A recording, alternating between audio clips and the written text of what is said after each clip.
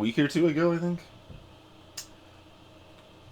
Well, beginners would begin by clicking begin the game, but that's not how I began. I began by clicking options.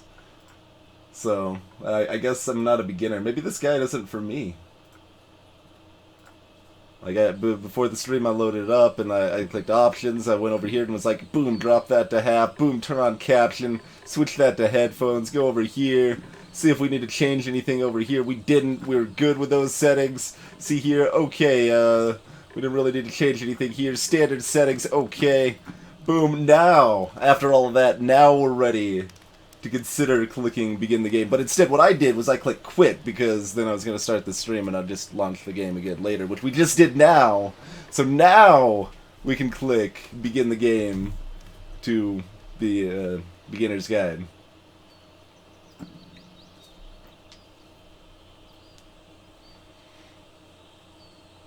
Audio is in fact on.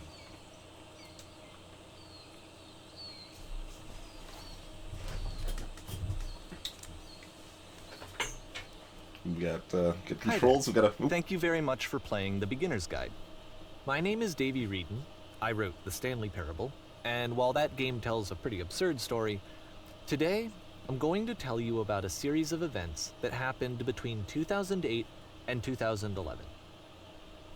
We're going to look at the games made by a friend of mine named Coda.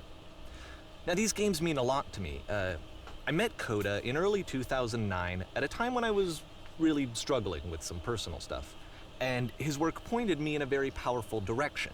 I found it to be a good reference point for the kinds of creative works that I wanted to make. So just to start you off, this is, I think, the first game he ever made. It's a level for Counter-Strike. You can walk around here, by the way. And mostly it's just Coda learning the basics of building a 3D environment. But what I like is that even though he starts from the simple aesthetic of a desert town, he then scatters these colorful abstract blobs and impossible floating crates around the level. And of course, it destroys the illusion that this actually is a desert town, and instead this level becomes a kind of calling card from its creator. It's like a reminder that this video game was constructed by a real person. And it kind of makes you wonder, what was going through his head as he was building this? This is what I like about all of Coda's games. I mean, not that they're all fascinating as games, but that they are all going to give us access to their creator. I want us to see past the games themselves. I want to get to know who this human being really is. And that's exactly what we're going to do here. So, it's 2008, Coda starts making these games, and he never releases any of them. He doesn't put them onto the internet, he just makes them and then immediately abandons them, and they sit on his computer forever.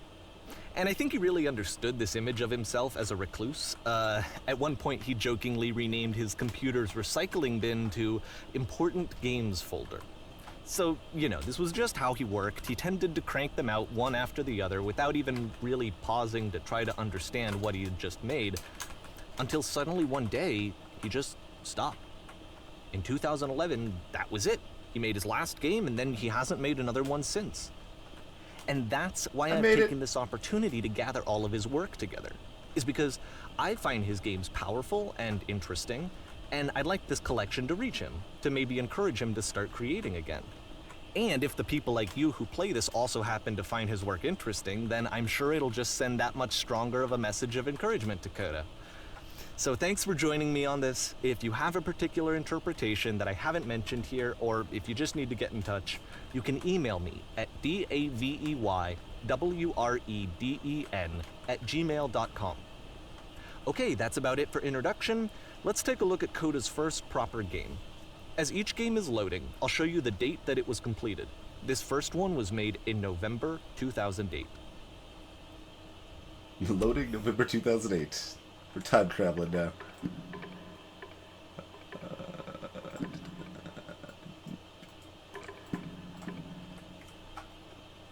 That's better. Warning. Whisper machine active. Shift to structure imminent. It's still too much, actually. So much mouse sensitivity. Just go down, man. This game is called Escape from Whisper, and it's one of the more generic games you'll see from Coda.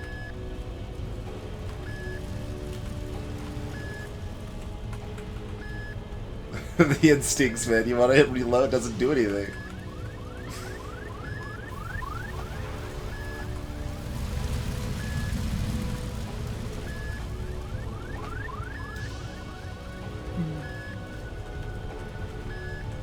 D-twinge. Ha.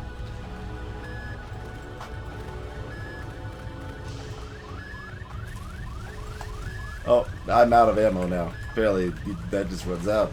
Alright. Get at that light reflection there.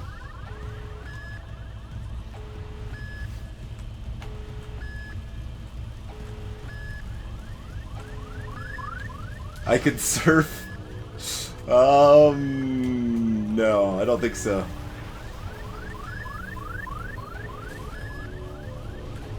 I'm not incredibly uncoordinated, but I'm not particularly coordinated. Hostile alien life form inbound. Oh, that's an amateur mistake. I should have stayed It near kind the of door. looks like this game was abandoned mid-development. For instance, you have this gun, which you'd think would indicate that there are supposed to be monsters or enemies somewhere, but then clearly there are no enemies anywhere. You can't even reload the gun when you run out of bullets. But ultimately we don't really know. Maybe Coda thought that actually it was complete the way that it is. And I think that we should talk about his games for what they are, rather than for what they're not. Enemy force neutralized. Begin ship evacuation. Don't have any bullets to try to shatter the glass. I love how you can see the bottom of the universe from this room. You can indeed see the bottom of the universe. Not the top, though.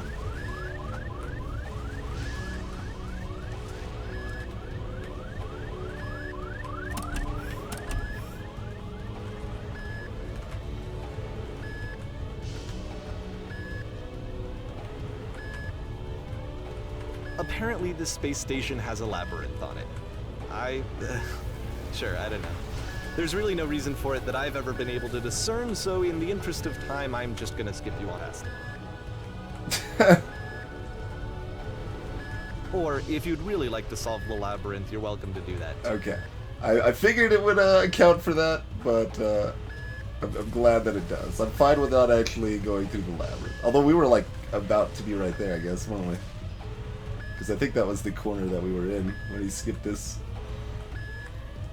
Hey, Xenon Blue.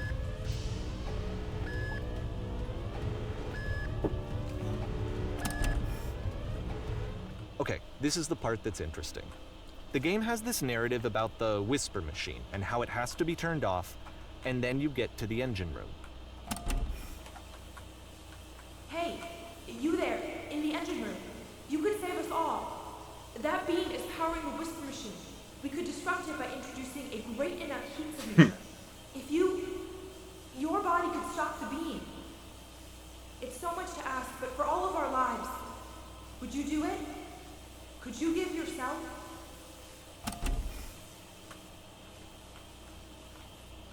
I don't know. Do I have any other options? And I'm going to die anyway.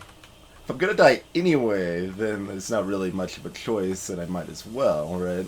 This is not a branching point, unfortunately. The only option is to step into the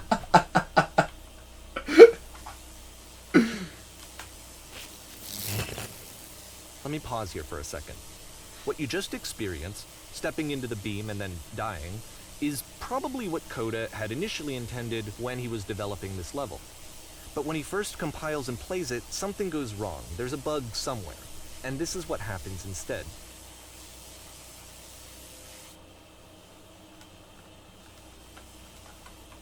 I'm just gonna give him a second if he's gonna say anything else. Hey, Mark Magus.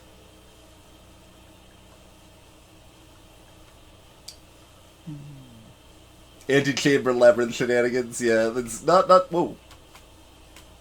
Oh yeah, you can see. Maybe I'm just seeing the reflection of those lights up there or something. In a weird way. I was seeing something kind of. Yeah, I think you can see through the edge of the door there a little bit. Hey, Ta. This is the beginner's guide.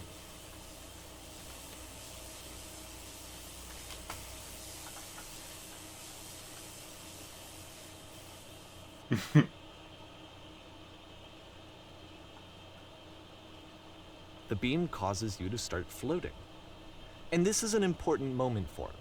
Because yes, this is technically a glitch, but Coda identifies it's something totally human through the about it. labyrinth anyway. Like how small it makes you feel in the face of this larger chaotic system.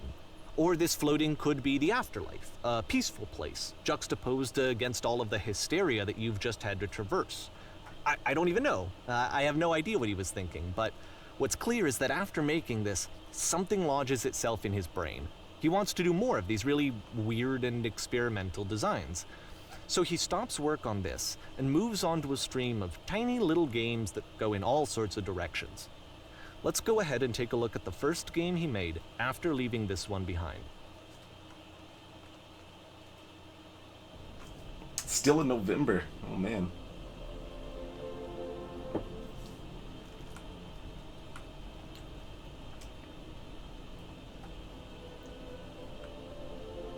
So you can't move forward normally.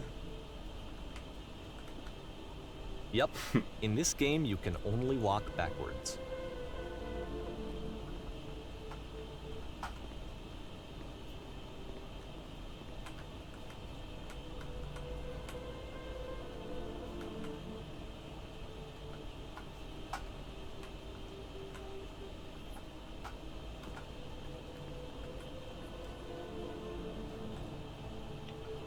So it's a short and relatively minimalist experiment combining motion and narrative.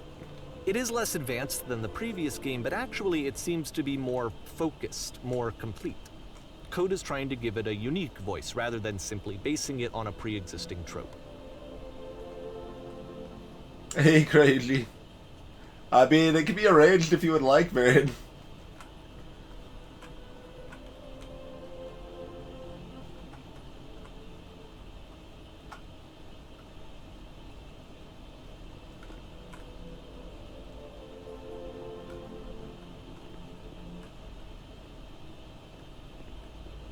Why does the future keep changing? When she stops and looks, it becomes clear. Does it though? Maybe it doesn't. Maybe nothing's clear anymore?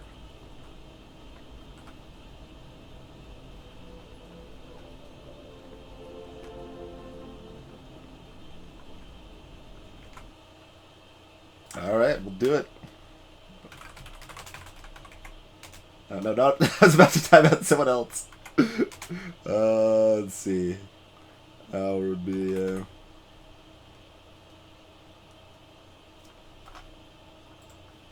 30, that's what, 3,600? Yeah. There you go, man. Godspeed.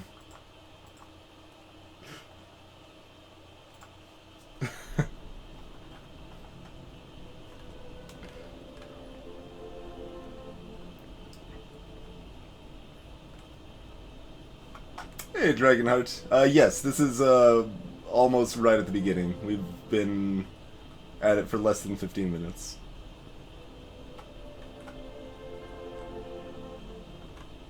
Yep, Mark, yep.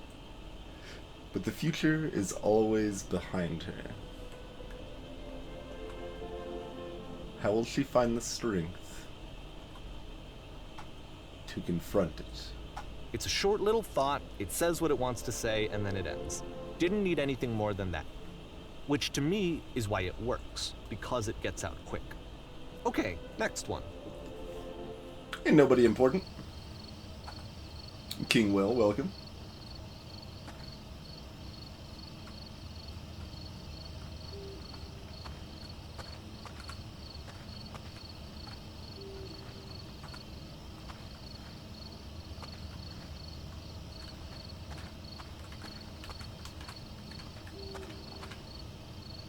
I'm now entering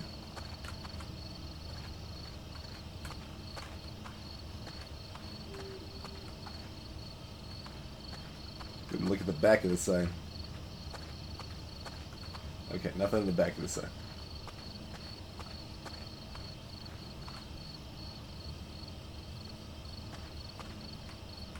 And that's it. Okay, the meaning of this game won't be clear just yet, Please be patient with me for a few more games, and I promise you'll see what makes it interesting. Oftentimes, Coda would put bizarre titles like this one at the start of his games. Nonsense in nearly every direction. I wish I'd known him at the time that he was making these early games. He would really only talk to me about his work as he was making it. Once he stopped work on a game, like, that was it. It was dead to him. And I don't agree with that at all, but what are you gonna do?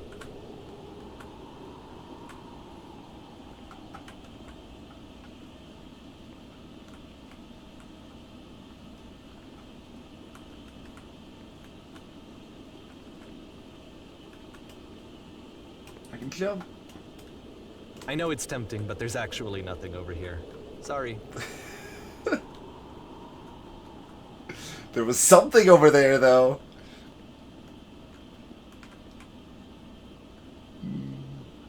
I'm obligated now, right? There's actually nothing here, but there might be a small quip. And since you already said that quip, it's less likely there's another quip. But I'm still gonna walk over here.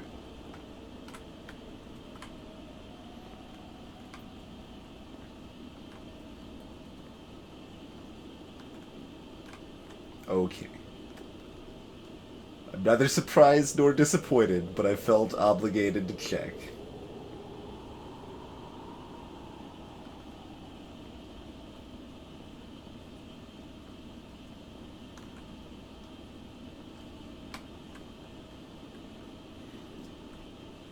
There's lots of reasons, Dragonheart.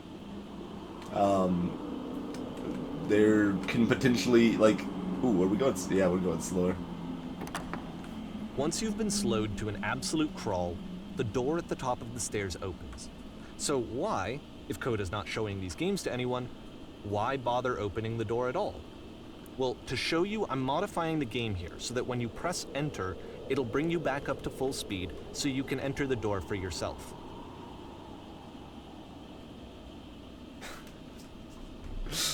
But you are still moving without that.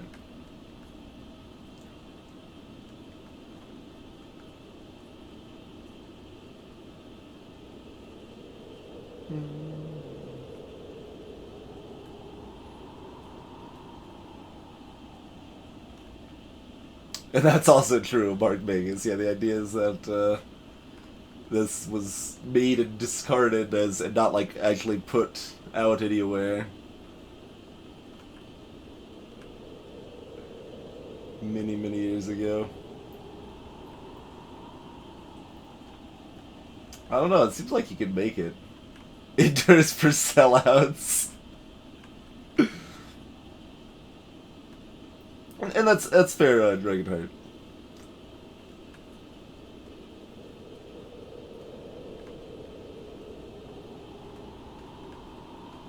But yeah, the so far what we've been presented with is that the game of The Beginner's Guide is traversing through the past design work of someone named Coda. And seeing what was interesting about the stuff they designed, and they just got rid of those designs. They didn't care about posting them online or care about them anymore once they were finished, sort of stuff.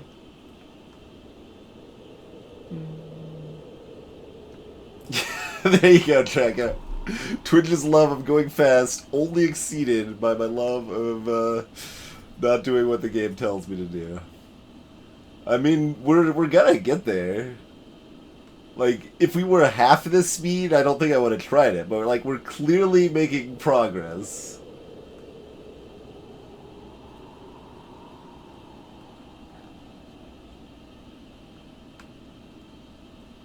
That's a reasonable consideration, Mark Magus. Considering I haven't gone through it yet, I can't say whether I think it's worth acquiring and experiencing for yourself, so I honestly have no idea.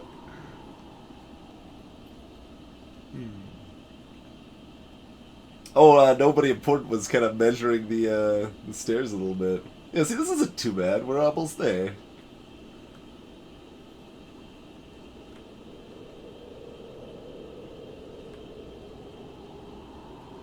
This is what it tries, feels like when you're trying to walk home and you're incredibly drunk, huh?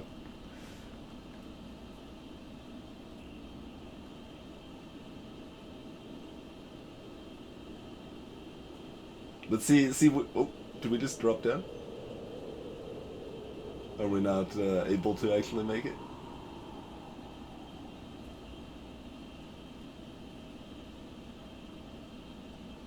No, we're still getting closer.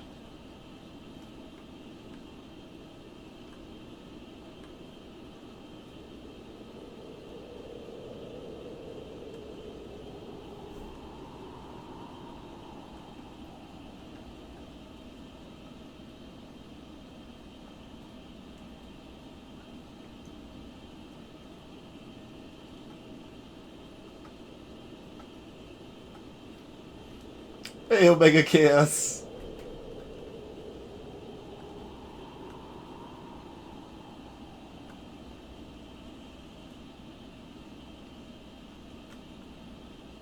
Well, it's like an interesting thing, like Tchaikovsky, because, like, I am one of the biggest people to argue against, like, this being an earned experience for most games and stuff. But, you know. Hey, Ferret! Oh, yeah, I could have tried, like, hopping. I think that is a little faster.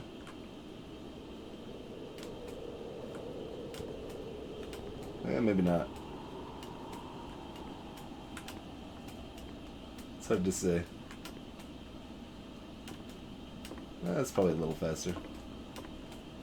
I'm disappointed in myself that I didn't try that.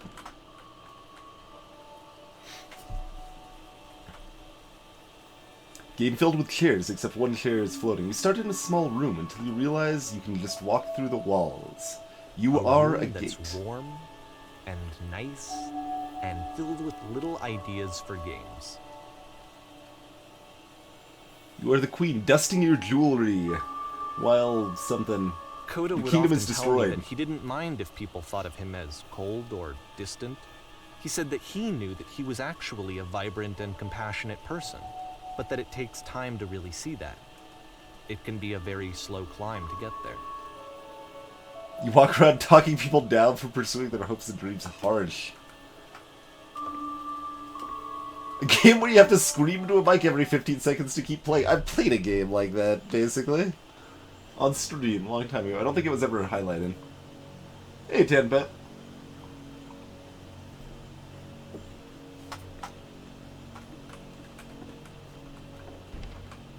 It wasn't very good.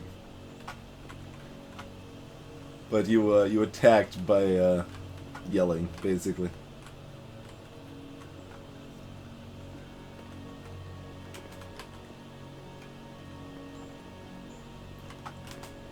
Well, this is new for Coda. It's an actual puzzle.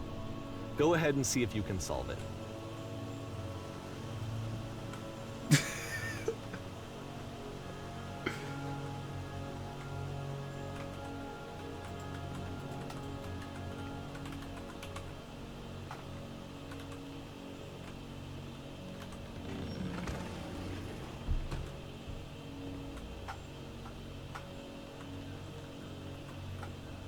I'm not surprised that's all it is. That's actually what I was what I think I was expecting anyway.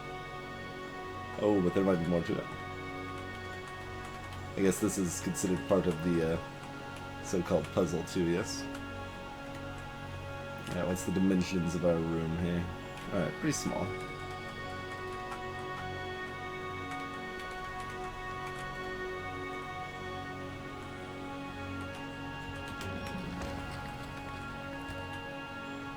Ha! Don't forget that solution, because we're going to see this puzzle again soon. We're gonna see it a lot. Interestingly, approximately that is how I broke both the original Stanley Parable and the new Stanley Parable. Was, closing a door and, like, sneaking past it in a way that wasn't supposed to happen. So that amuses me a little bit. With it being intentional here.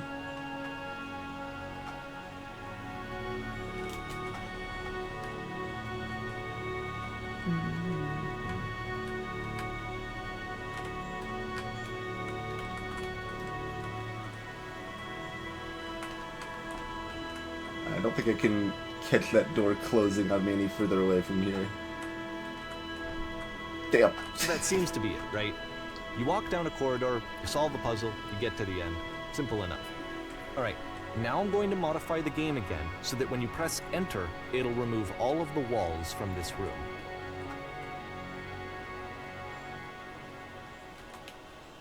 I did not press enter, by the way. I pressed E. How about that? There was more to it than we had any way of knowing. I actually find it funny that this game comes after the Stairs game, since they essentially convey the opposite idea. So, in the Stairs game, a dull exterior concealed a rich interior. And then, in this level, a dull interior hides this fantastic outer world. Either way, I think that the point is the same, is that most of the time you don't get to know what you're missing, or even that you're missing anything. That's not your role as a player. So if your role here is not to understand, then what is it?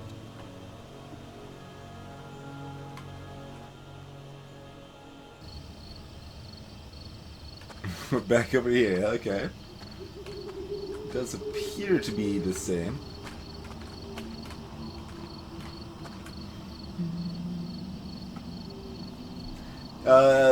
Dragonheart, yeah, it was kind of similar to that, but not. It was like a worse version. You're talking about Vitrus Vorbis, I think it is, something along those lines.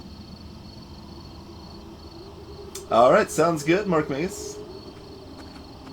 We are now exiting. So this, combined with the entering game from earlier, tells us that Coda believes his games are connected somehow.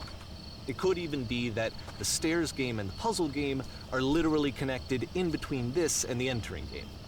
There's a bigger picture that all of his games are meant to play a role in, some larger meaning that we won't be able to grasp until we've seen all of them. And once we have, we can step back and start to understand what exactly that bigger picture is.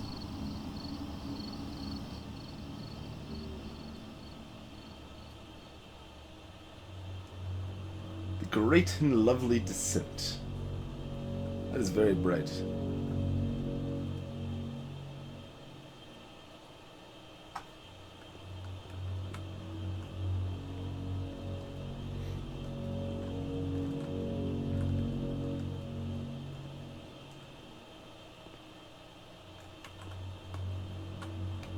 Nice snack.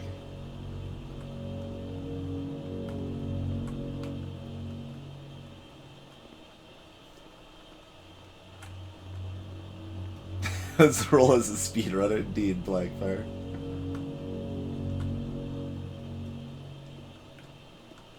There are better games that are named with a bunch of V's, though, Dragonheart. I don't actually remember what the name of the one that I played was. Let's talk about video game development for a second. Every video game runs on what's called an engine, which determines what the game can and cannot do.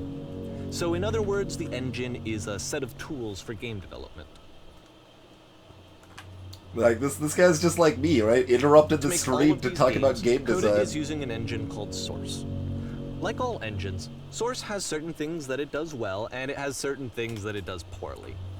One of the things that it does very well is boxy linear corridors.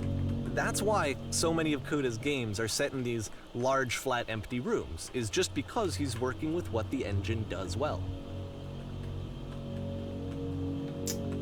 The tools available to the creator shape what kinds of creative work they're going to end up making.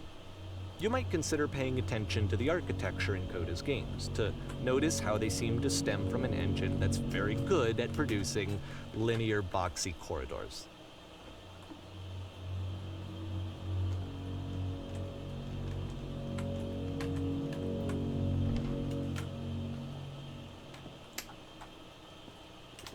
Is that the door up top opening up there?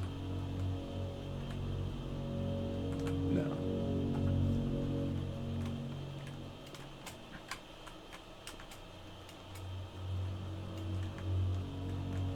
Oh, that's not the way we go through. In fact, now I'm stuck. Okay, here we go. Tables are hard, guys. Oh, this door opened, right.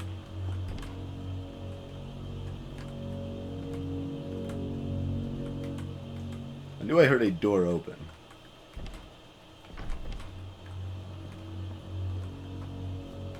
Hello, Gatan. Greetings. This is the beginner's guide. I don't think it's supposed to be satire, Dutter.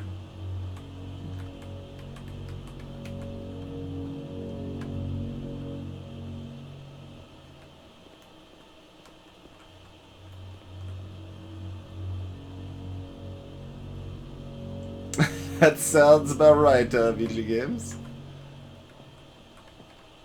Yeah, I had a bit of a discussion along those lines with, that was last stream, or maybe it was in someone else's channel. Where did I discuss that? But anyway, basically, like, things like NetHack are great at producing stories, but it's not really good gameplay, so it's kind of a interesting trade-off you have to deal with there.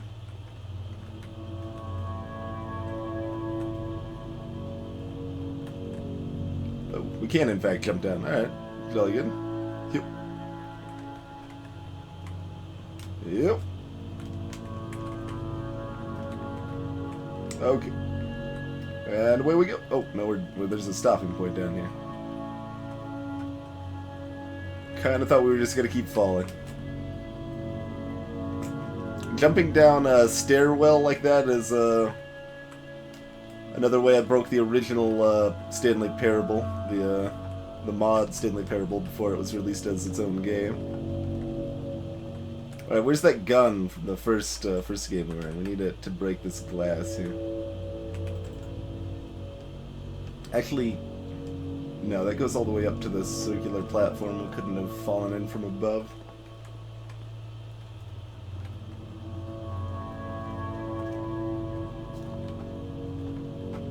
Hey, Arboretic. Yeah, I think that's probably the best thing to say, Todd, right? It's like, so, if you're wondering what the heck is going on, do you know anything about the Stanley Parable? So we have the extra little bit of glass there. Looks like it's all the way,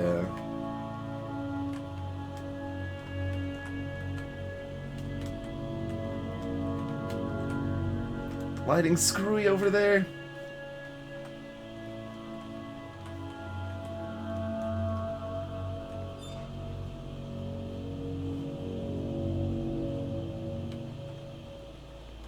Gate squeak action.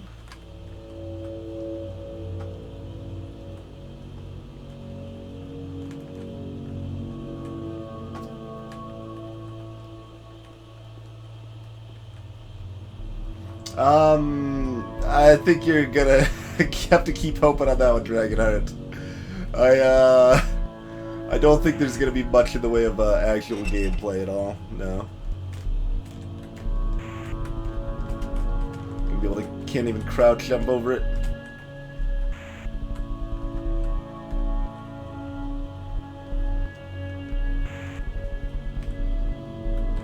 Coming an odd little static sound now.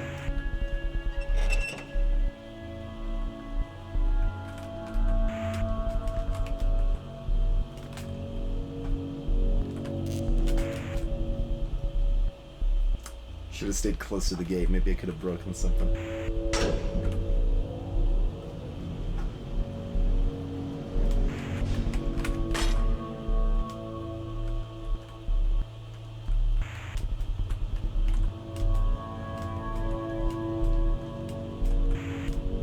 Here you are, caged in even without the physical barricades.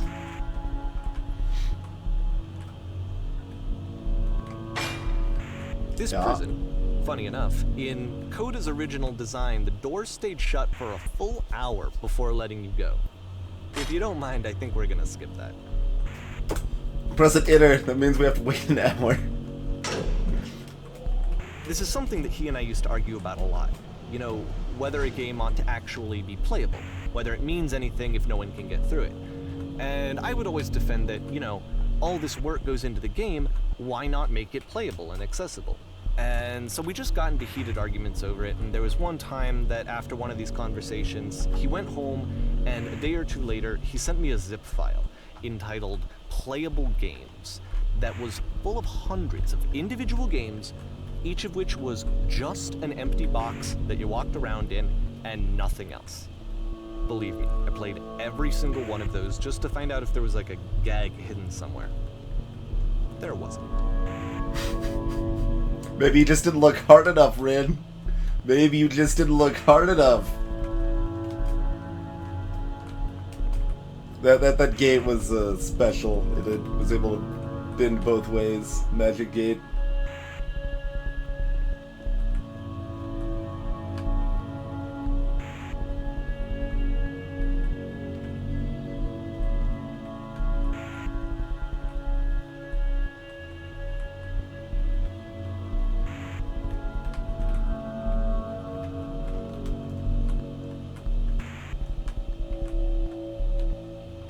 So another similar prison gate architecture from that direction that's dark.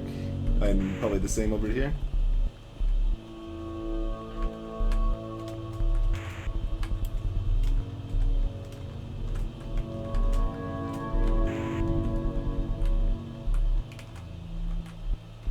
Oh, I want to drop down. It's a swing in this one. No, that's just a light. But you could use it as a swing, though, and that's what's important.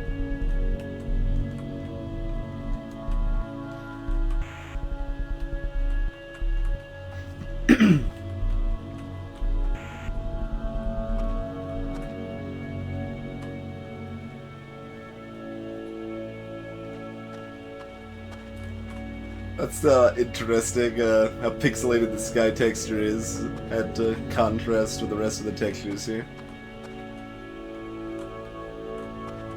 We've seen these holes in the wall before. I don't know if it was just earlier in this this section or an earlier section. Hey, Logium.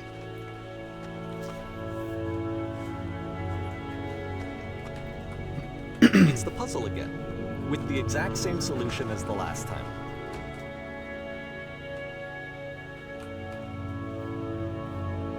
See, like, that's what he says. I almost don't want to trust him, though, right?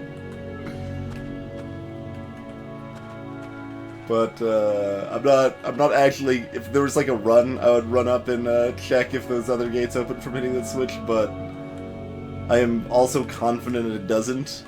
So when we're this slow, I'm not super keen on doing so. There's still no clear indication of what makes this puzzle so special that Coda is going to return to it over and over. But I promise I'll share with you my interpretation very shortly. Oh, the door actually bounds back if you try to jam yourself in it. I see. But we can try to close it behind us, though. Like so. Alright, now we're locked in.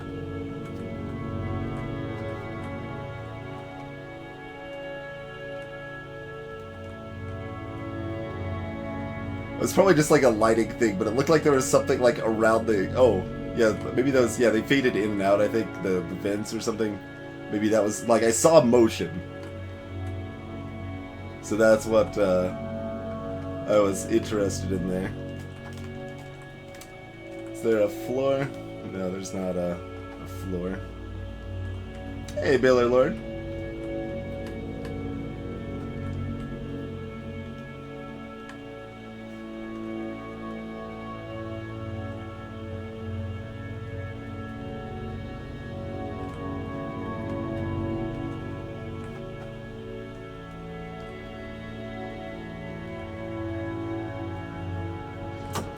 Listening heads.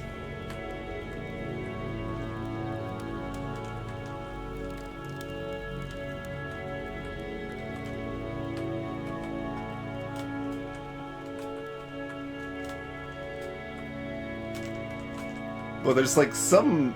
You can kind of get oddly stuck on the invisible walls, but not...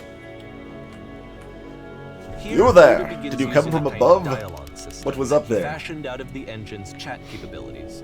Use the 1, 2, 3 buttons on your keyboard to respond.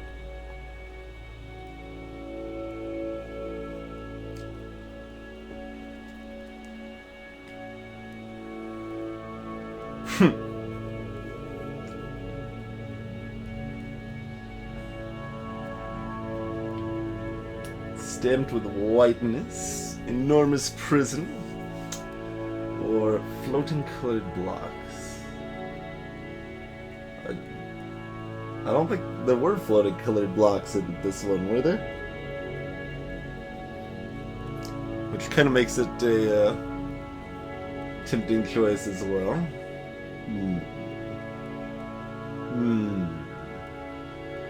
See, you can't tell them that there's a prison you spend hours in, because then you're labeled a convict, and they don't want to deal with you, right?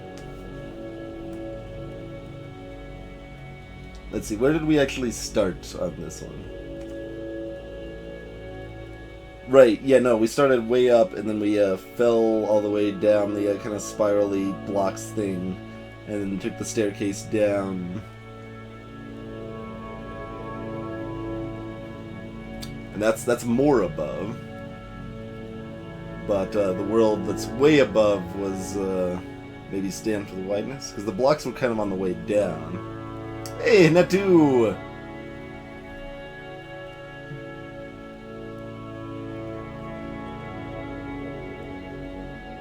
So, do you like choose what's most interesting?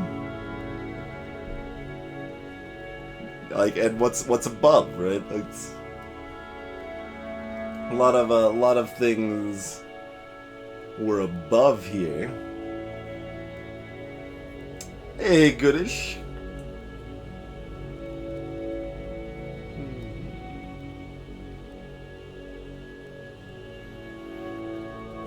So the floated blocks are the most interesting, but the white world the white stamped world was the furthest up, right?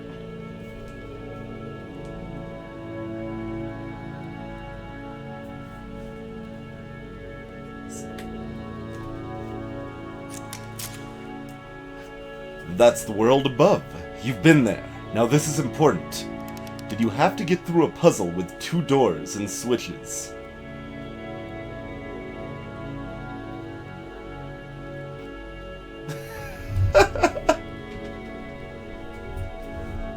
What are these options? And this question even?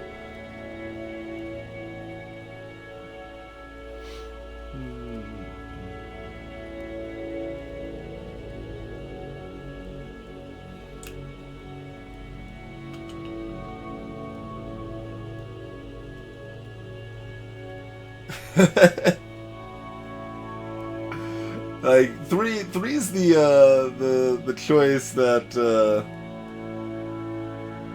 stands out the most by default. Like, I don't necessarily want to just lie to them. I don't have any real incentive to lie to them.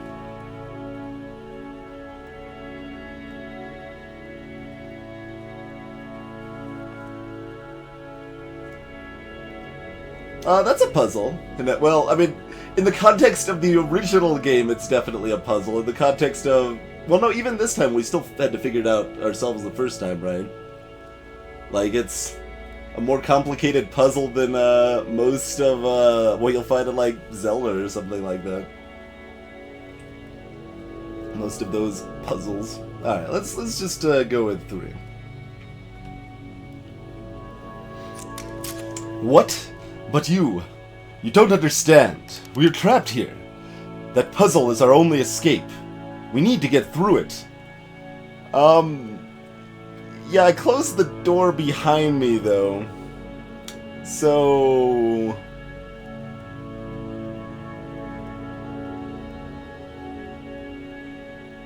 I don't,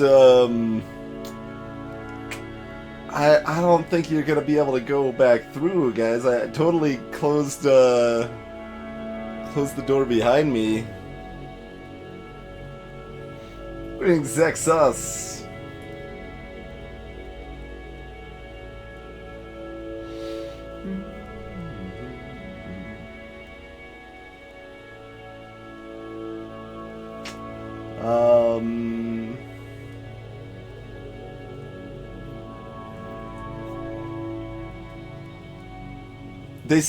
They said switches plural. How do they know about the switches plural if they don't know how to solve it? Something's fishy here. Something fishy.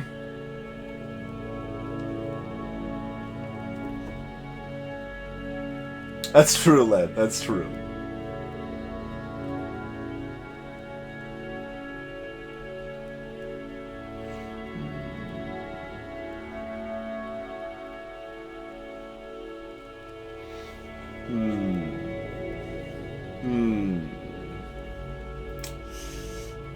So do we describe it for them?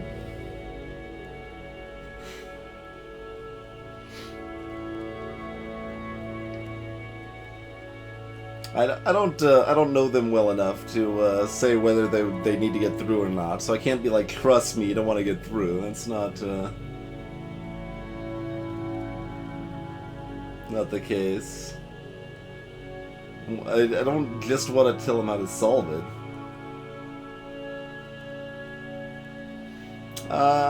Let me describe it for you. No, that isn't possibly enough. I need to actually be there. I cannot simply be told what it is. I must see it myself. I must escape this prison. There must be an ending.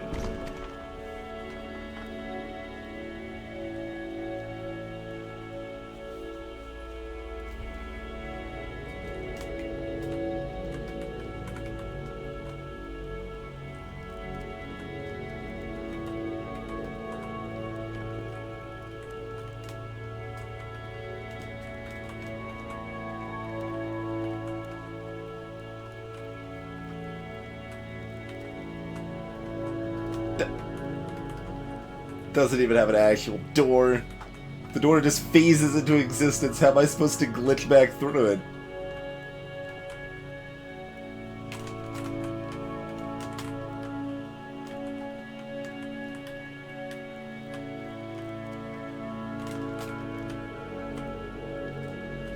Ah, it's right there. Ah.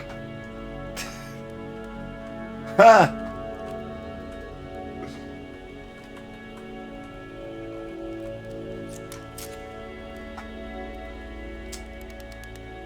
Hello. How did you get here? Was there a puzzle you had to pass through?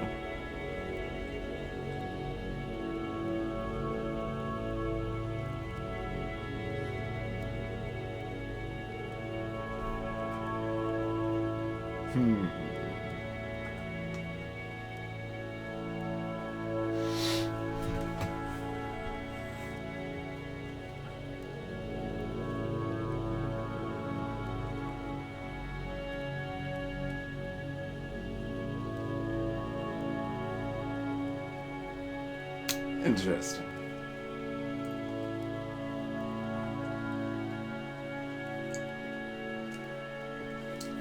Hey there, Ermagit. I was talking about these floors on the side. I think they were floored before. I'm not actually sure though.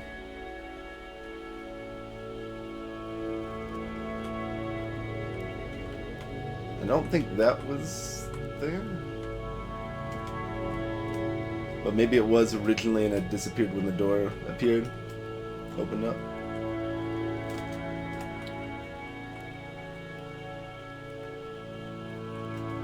I've been right here the entire time. I suggest you go and see the puzzle sometime. It's not meant to be solved, but you can sit in the black space in the middle.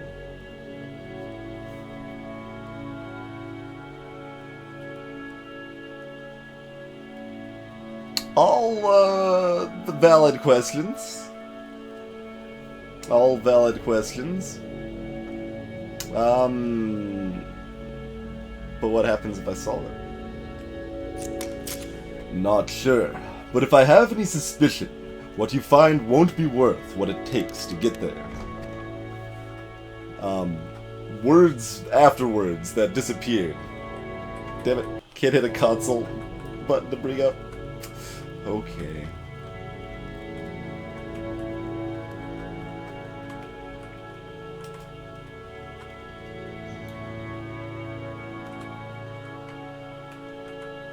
Clearly this is secret wall, it's colored different. and so we make one last descent down to the final floor of the level.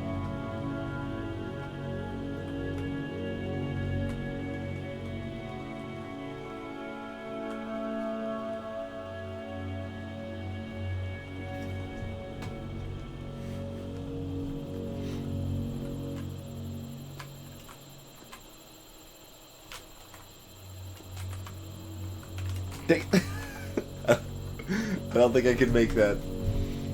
It's a lamppost. Okay, I can't tell you quite why, but for some reason, Coda fixates on this lamppost. It's going to appear at the end of every single one of his games from here on out. I'll tell you what I think. I think that up to this point, you know, he's been making really strange and abstract games with no clear purpose, and maybe you can only float around in that headspace for so long. Because now he wants something to hold on to. He wants a reference point. He wants the work to be leading to something. This is Human Dicky all wants over a again. Destination, which is what this lamppost is. It's a destination. We're going to see it in the work as well. His games are just going to become a lot more cohesive, a lot more fully developed, with more of a clear idea behind them. And as we go, that idea will get clearer and clearer and clearer. Maybe he just likes Narnia.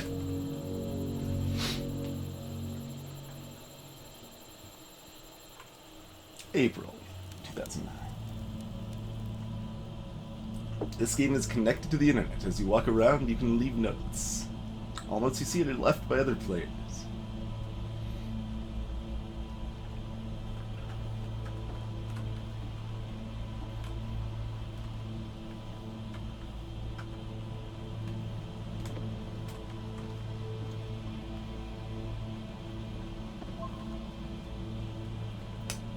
Nice room, not. So first off, I'm sure you can deduce this, but this game is not connected to the internet. All of the notes that you're gonna see have been written by Coda. This was actually the first game of his that I ever played. This was shortly after I met him at a weekend game jam in Sacramento, where I grew up. I saw him working on this very level, and it was just so different from anything that anyone else was doing. So right away I was like, I have to be friends with this person. In retrospect, I think I was probably a bit too pushy, trying to get his attention. I was over-enthusiastic. But he was very gracious about it and very patient with me. And I cooled off eventually.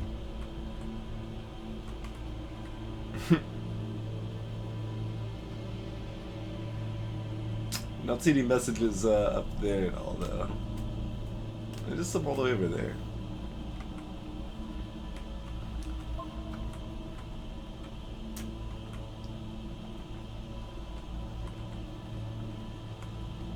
Yep. Aww. It's so sad. I wanted to jump.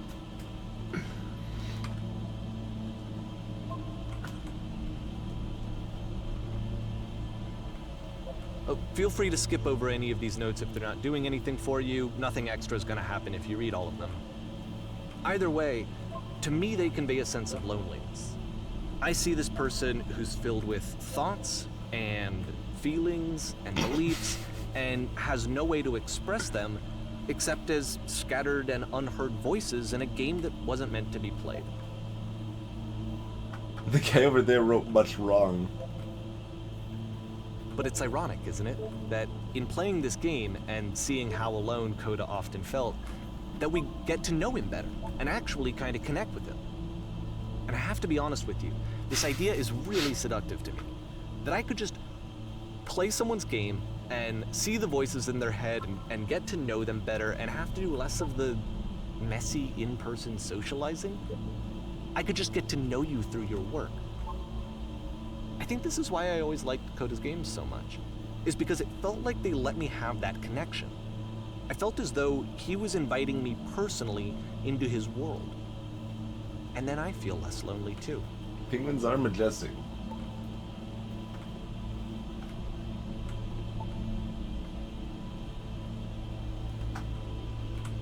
How is the wooden concrete glass even here? Balls, yeah. Oh, they actually do indicate if you've read them. Oh man, that's why they told you you don't need to read them all, I think.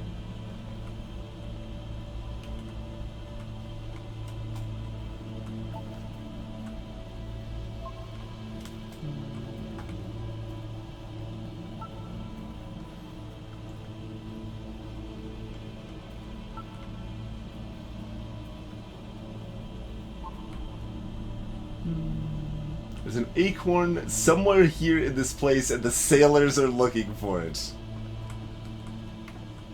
I appreciate the advice.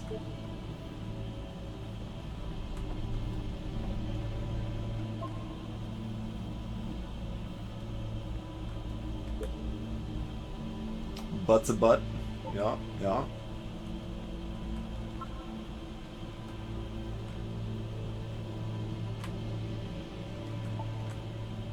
There's nothing here. Don't listen to that, guys. Yeah, this is basically Dark Souls. I mean, free t-shirt.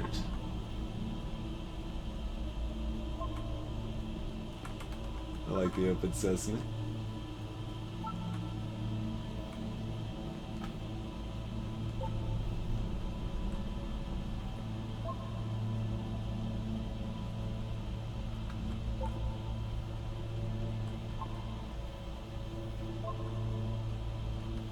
Don't bother.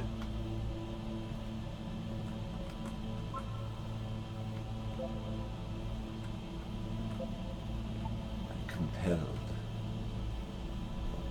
Going further will only result in misery.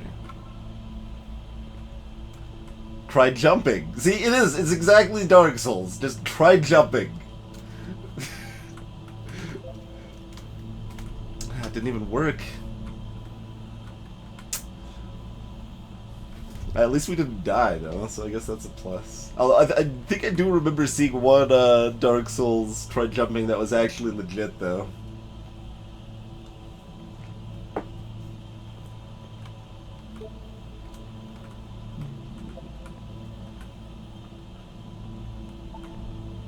Very good game.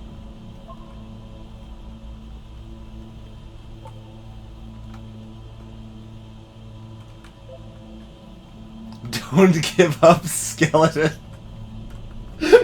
I think that was the best one in Dark Souls 1 that we saw, right? It was just like a skeleton and a coffin in the wall, and so it's like, don't give up, skeleton. Something like that. It sounds familiar anyway. That was amazing.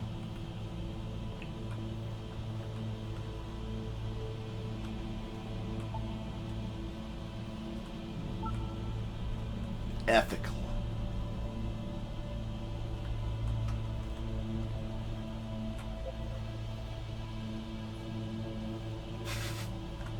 Ethical? Is that just like saying like radical, but instead you're like ethical?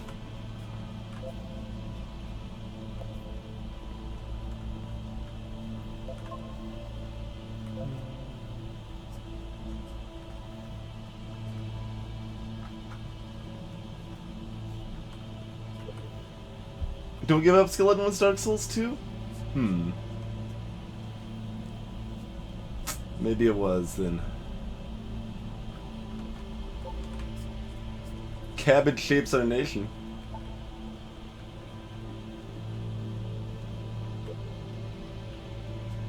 He was himself the most horrible creature you could imagine.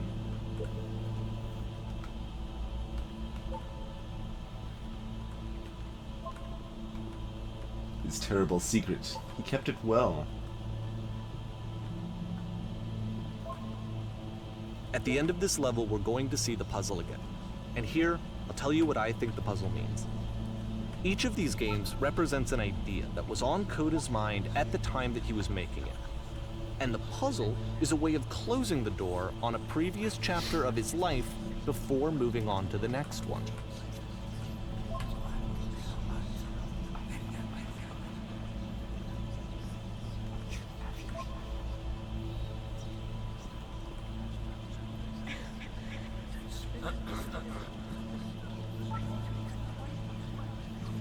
Become one with the spiritual nonsense.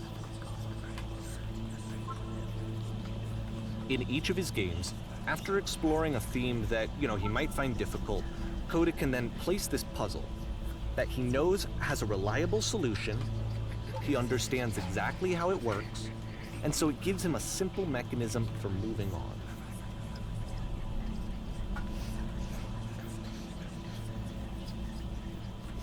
Welcome to my special hell.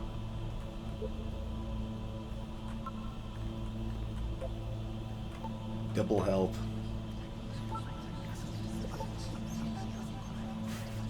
And because there's this dark area between the doors, a space between spaces, before you move on, you get to pause. Just for a moment, a few seconds to reflect on and let go of the events that led you here. To step back and connect the pieces together. To grasp at that elusive bigger picture.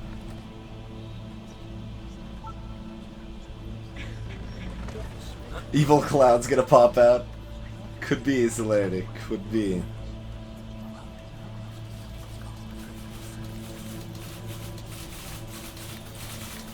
A lot of typewriters.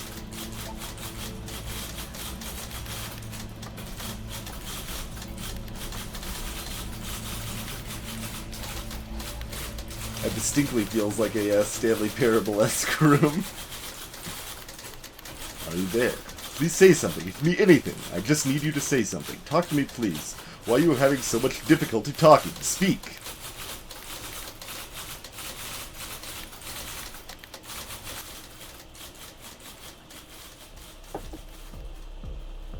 Okay, this one is tough. Porn It's gonna stars kind of die just too. spin its own wheels for a few minutes. Hang with it. Mia's brain from Psychonauts, huh? Girls in high heels shouldn't dance on glass tables, though.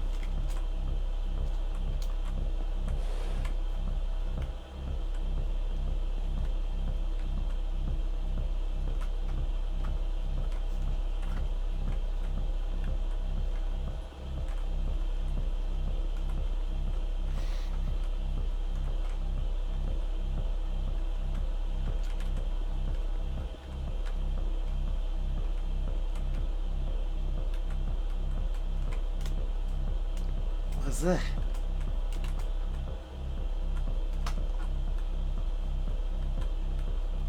It's a terrible storage solution.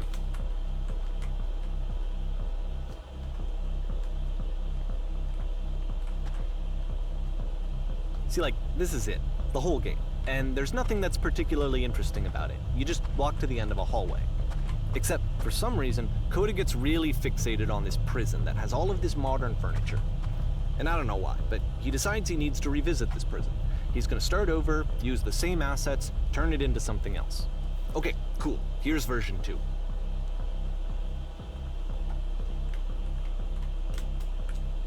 You can still walk on the glass table even though it's just an outline map. What furniture ought to go in the center of the room?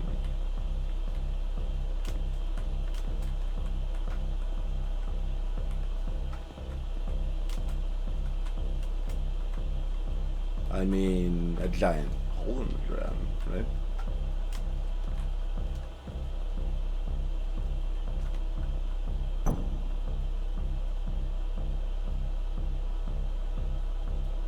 What about along the wall of the room? Huge picture of a horse.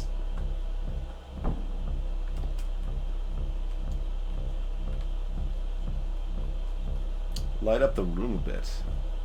Live Tesla coils in each corner.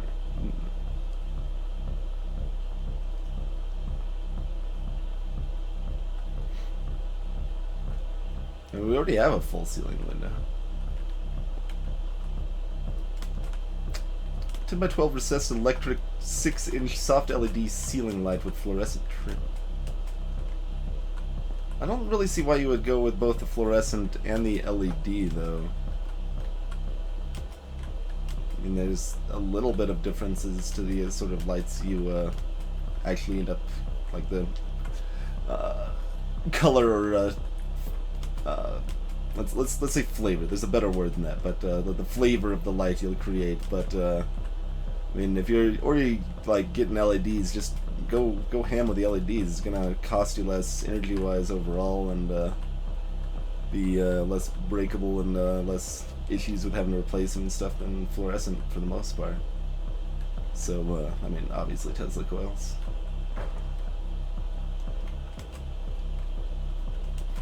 And a table. You need a table. Tables were invented in 1935. That's That's 100% true. Nobody used tables before 1935.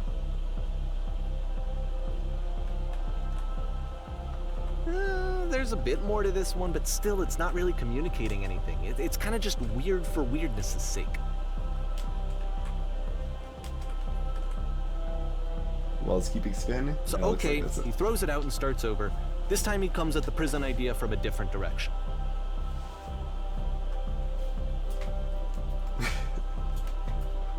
Hello, please walk forward.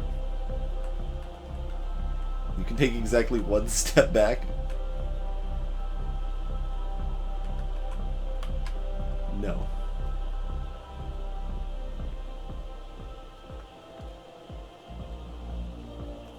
I've learned from your past work. I gotta walk backwards. Oh god, this is bright and jarring.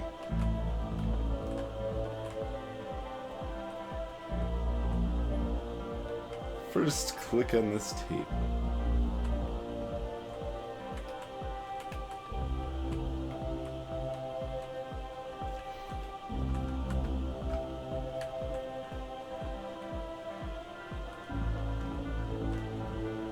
That's not a picture of a horse. What's it doing on my wall?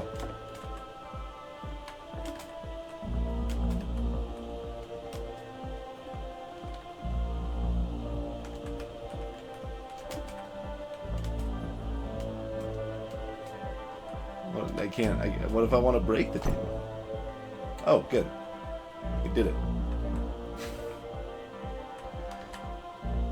Turn the photo frame slim. I don't know. Is it straight already? I don't think I really need to. Actually, no. I think it's tilted very slightly down. Yeah. So just like tap on the left corner of the photo frame just a little bit. Get it slightly centered. No, that's the wrong way. What have I done?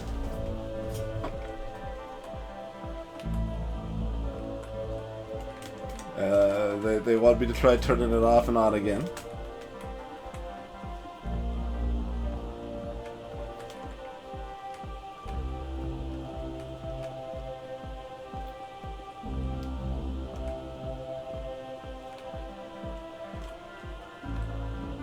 But the original text about moving forward isn't still floating out here.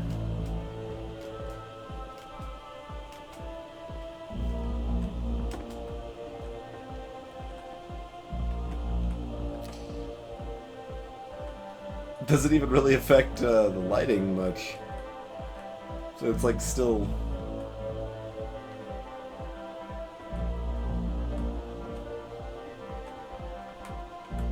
Let's see. So this is a stainless steel. It's taller than me, and it's pretty clean. So probably put this out in the store for about 15 or so. Kind of yeah, it's not a standard bulb, so it's like a halogen bulb. Yeah, I think we could do about 15 for that one. That should sell. Move it over.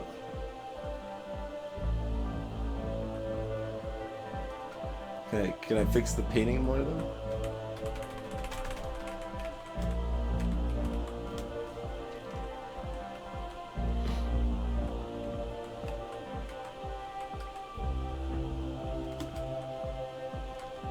The color of the couch changed as I stared at it. Oh, was that? Yeah, it did. That's interesting. These lights are pulsating. Touch the shelves. Oh man, we better get an achievement for all of this. This is a lot of work. Maybe if we jiggle the handle to door 243.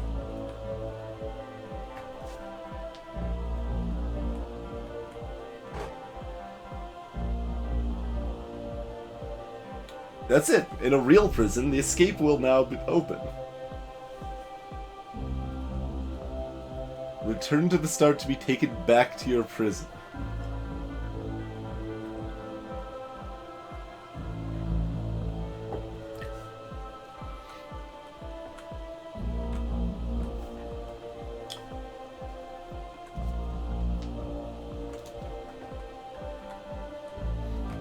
Yeah, games are not required to be fun.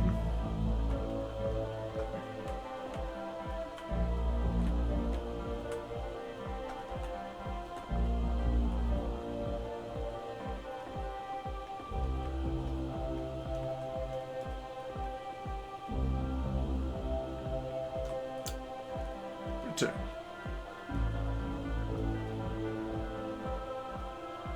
And of course, now the table is gone and you can't begin the chain of events to escape. Here's a version where there are no bars, but you can't actually get to the well. And then a version where the inside of the prison is the outside and the outside is the inside. Let me just blink you real quick through a few more of these. I mean, he really unloaded on this prison idea. There's nearly a dozen of them. Personally, I think it's awful to watch this, to see a person basically unraveling through their work. And for what? Like, at what point do you just go, maybe there are game ideas other than this prison that I could be working on? But Coda doesn't have that voice telling you to stop, that particular mechanism of defense against yourself. Without it, you just spiral. And so he keeps going and going and going and going and going, and then he hits on something. And he likes it. And that's it. He's done. He stops making prisons. This is the very last version of the prison game that he created. And the reason I think it works is that the prison is not actually in it. And yeah, like, I have no idea what my final opinion will be, like Dragonheart. But I will reserve judgment until we're through what it has to offer.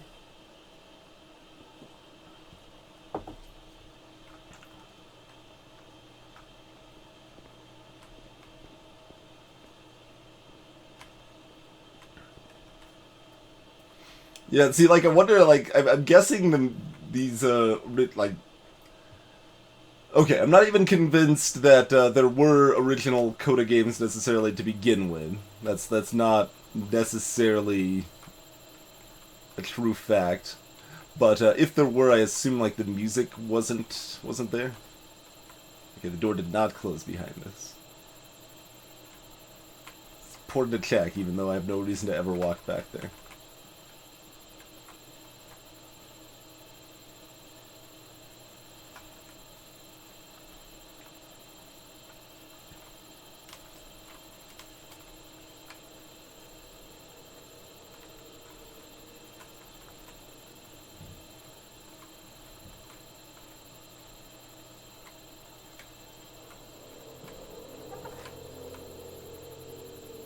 What was that?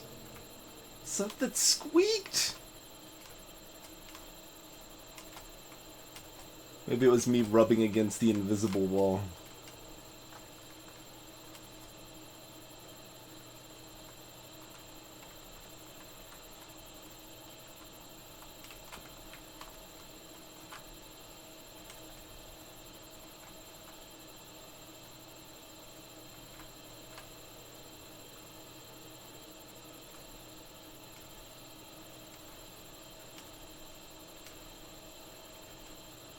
It sounded like a horse. It didn't sound like a horse to me. There's our lamppost again. Well, honestly, like, a lot of what I'm doing would not be rewarded in most games, Arbretic. It's already been more rewarded in this game, and by this game I mean the beginner's guide, than most. Hey, Ricky. Welcome to the stream.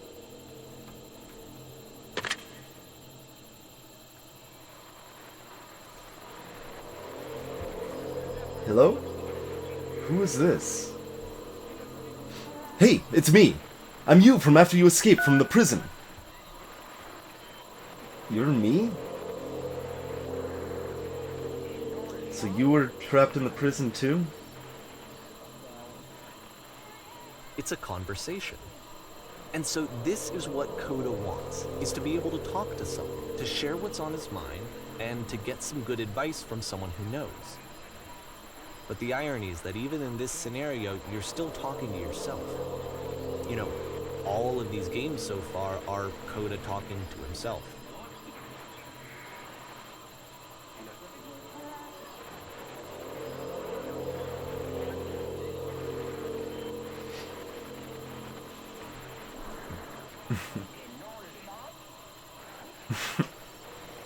Sure, I was in the escape tutorial. That's where I am right now. Oh, I'm so glad to know that I get out eventually. What's it like to escape?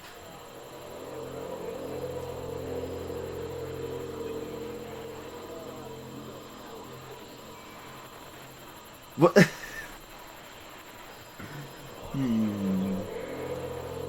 Yeah, I will say I do recommend Stanley Parable. Stanley Parable is pretty cool. Now I kind of want to play the Adventureland theme right now.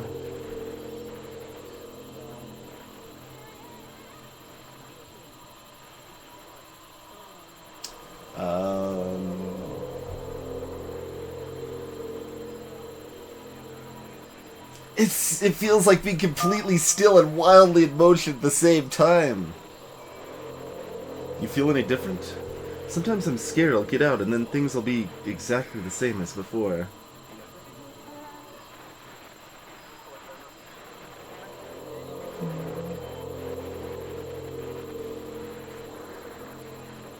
The adventure line is the best line. Alright. Catch you later, Tom.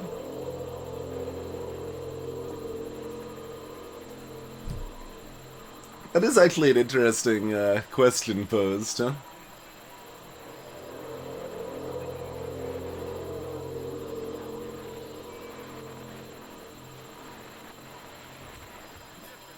Like, again, neither of these answers is quite correct, though, right?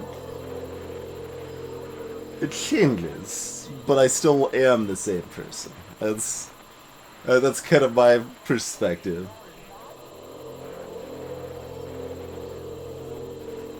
I'm the same person as I was back then. Oh no, that's awful.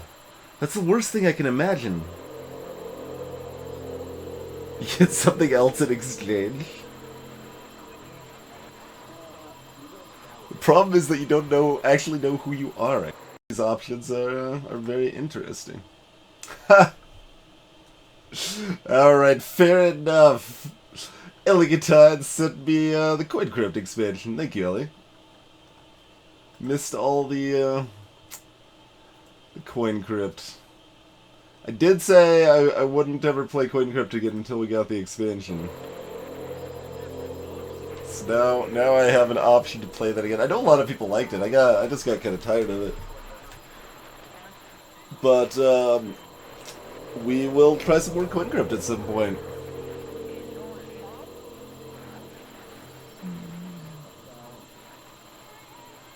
There is indeed, Celerity.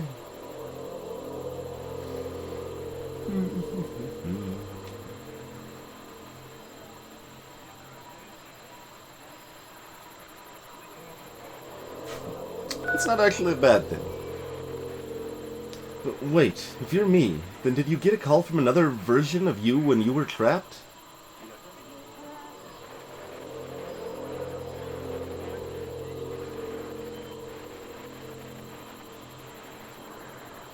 That's right, Cryuchi. I think I'm the first person to call back. Then, yeah, he's gonna follow up with the same prompt either way. Then can you tell me how to get out? Maybe I can come find you. What do I have to do?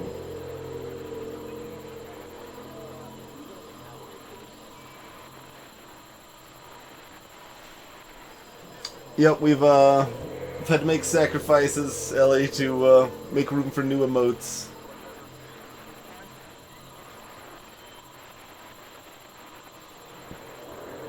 Tell me how you feel right now.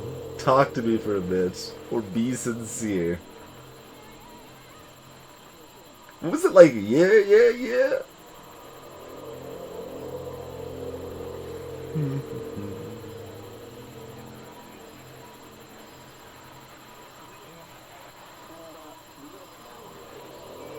It's not one. To be clear, I'm aware that the follow-up responses are probably identical whichever option we choose. But choices that don't have repercussions aren't inherently meaningless.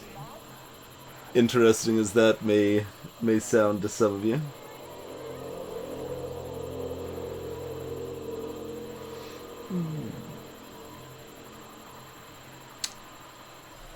And just talk to me for a bit. What? That will free me? How does that work?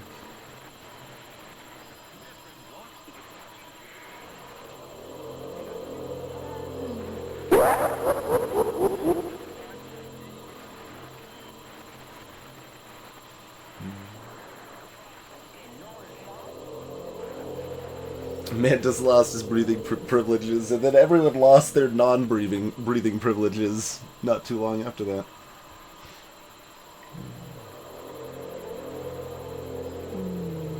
It'll make sense. Okay, I can talk. Let's just talk for a bit. Will you be here?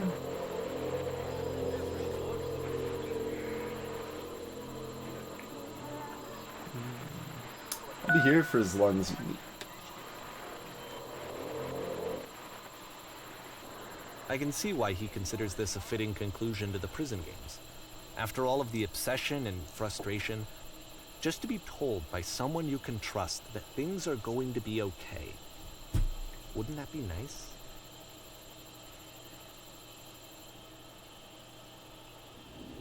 So what would it look like if Coda wanted to make a game about talking to someone other than himself?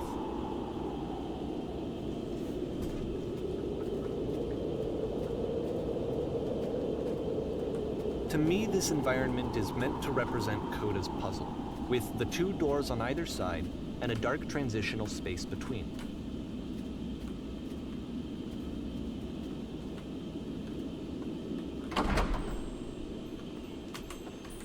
No, I had a chance! The door closed slowly!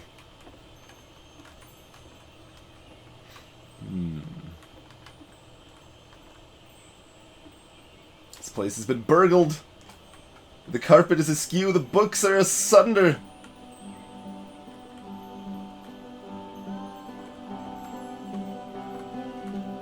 Let's see, that's like a thesaurus, right?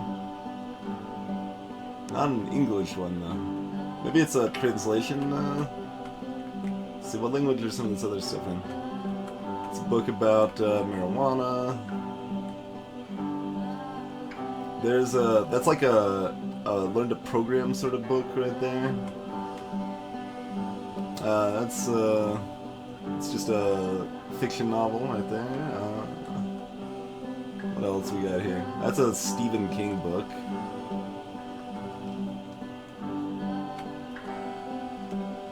Ooh, Dungeon & Dragon 4th edition manual there as well. Okay.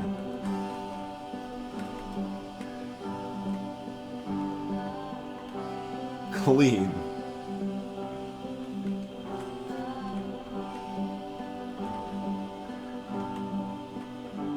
I can't clean. The faucet doesn't work!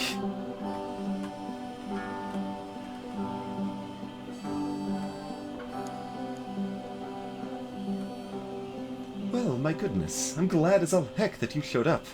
Thought I might be having to clean this entire house all by myself. And right miserable that would have been. Everyone knows lonesome hands make lousy homes. You'll notice that the quality of the art is a step up from previous games, including this new and improved chat system, which he started using from this point on. From here on out, he begins putting much more effort into the visual polish of his work, and this particular game took 2 months to create as a result.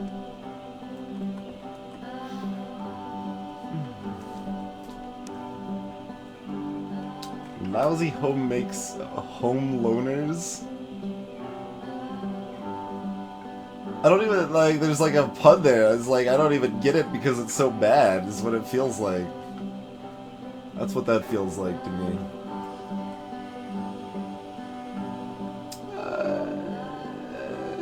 Yeah, that's a nice place. Honestly, pretty easy to clean up for the most part. Well, now you might be just getting ahead of yourself, no? Why don't we start cleaning and then you decide... and then you decide whether you could do it all night. I'll finish up here. In the meantime, could you please clear the table? Apparently no. The answer to that question is no.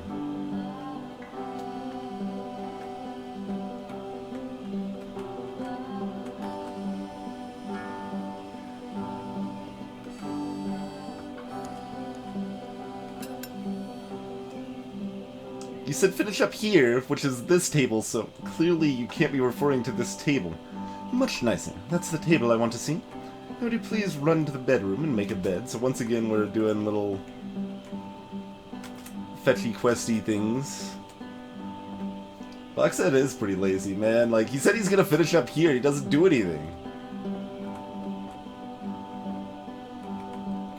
That's not a Toriel voice, Stack. I'll finish up here. In the meantime, could you please clear the table? Ah, much nicer. That's the table I wanted to see. That's Toriel voice over there. Hey, Zapper. It's the closest I think that comes to mind for the voice I'm doing right now is the butler from Phoenix Wright. While you're in there, why don't you straighten out the rug a bit? All of the little details matter. But it's not quite the same as that either.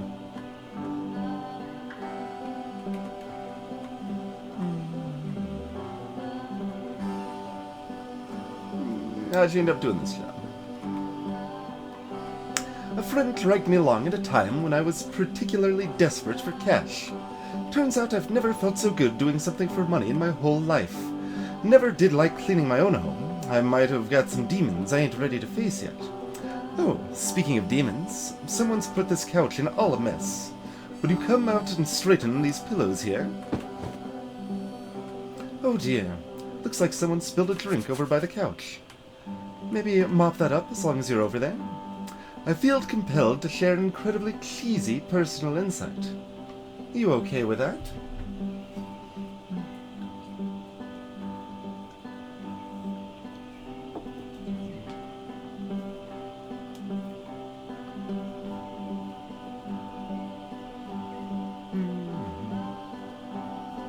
Yeah, exactly, Celerity. Like, this house is not that messy. I mean, well, it's messy in, like, dumb ways. Like, the drink just, like, sitting there spilled on the table without being immediately addressed.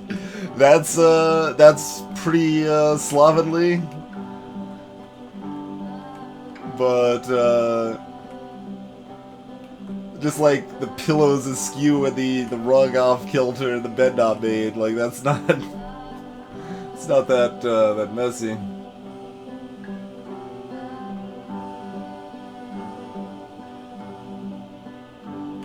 Dragonheart, I mean, have you played the Stanley Parable, though?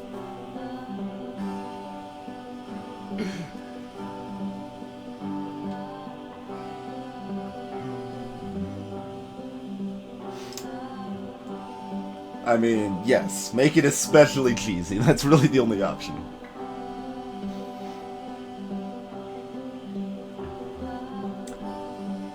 No. No. It was stupid. Sorry. Never mind. These dishes need to be washed. Why don't you come do that? No, not enough dishes.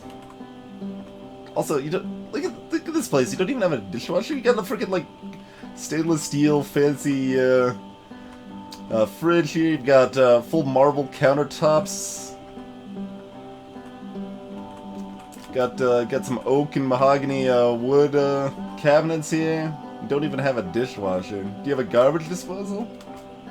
I don't think I can tell if he's got a garbage disposal.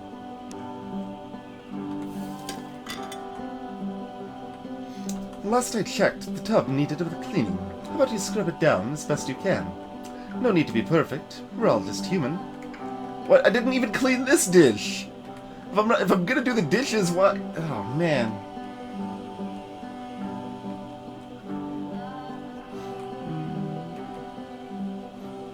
Oh, that's a possibility, Gao. You can change the human sub-emote to a mantis emote. I don't know how well the mantis would look in 18 by 18 size, but I could consider it.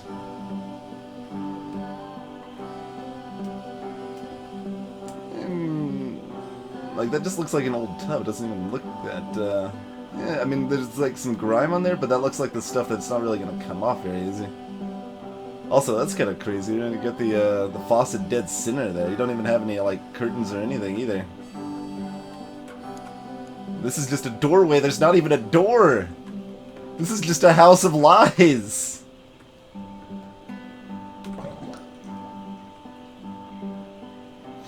Are there still books scattered on the floor of the bedroom? If so, would you put them back on the shelf?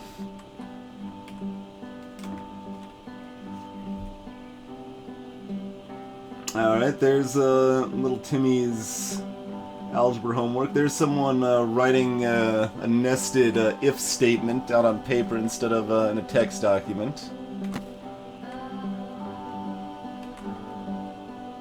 Calvino. Perfect. After the intense set Now of then, prison how about you games, come and clear these this dishes house off the cleaning table? level almost feels like cleansing. It's the moment after a particularly difficult or traumatic experience where you just need to let it sit and digest inside of you, and eventually cohere into something meaningful.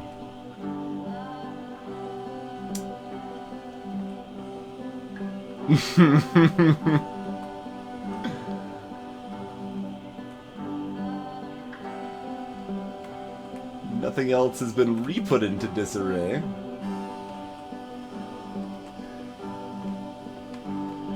Very intimate house. Yeah, I mean, yeah, it's got glass walls up the wazoo. Heating cost on this must be pretty extreme, like it's snowy outside.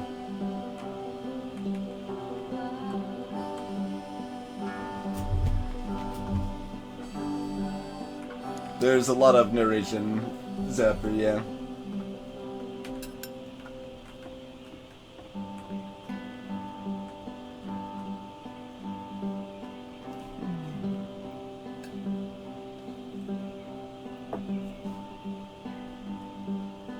Are all houses this easy to clean?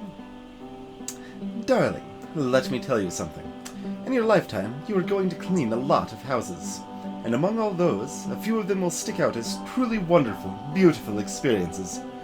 And none of them will be the ones that were easy. I know that Coda really liked this game. Of all of his work, actually, this was the only one that he called me up to ask me to come over and look at it. This was during a period of a few months where he was, like, grossly happy all the time. Just walked around with a constant smile on his face.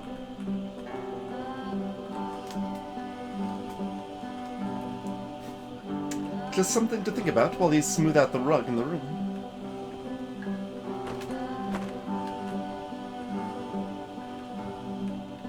Oh, damn it. Like watching everything else. It's gonna be too far out of vision.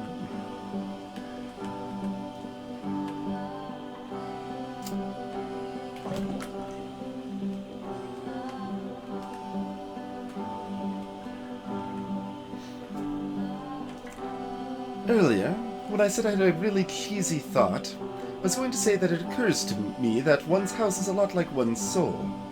You take care of it, and it takes care of you. Don't know why I felt so weird about saying that.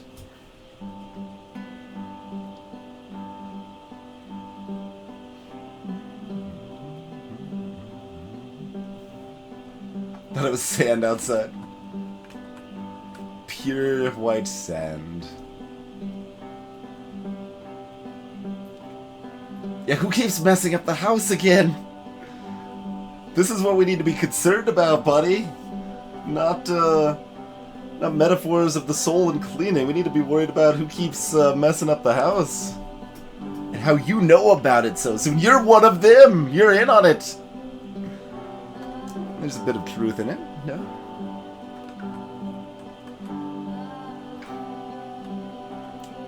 Anyway, so, housekeeping.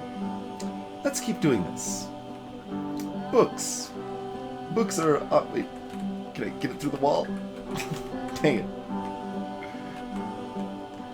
You can see the text through the walls, so... You wonder if that's a possibility, right?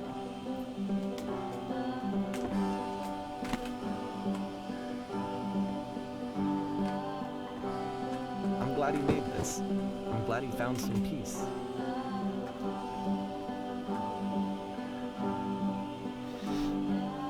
But, of course, Question. it can't last. Do The you music enjoy stops, this? your companion is gone, it's time to leave. The door at the top of the hill is now open as well.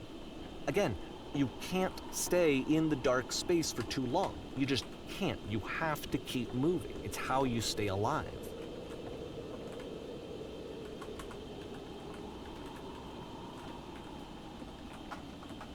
Life is entropy. Living life is fighting that entropy. Washy soul indeed.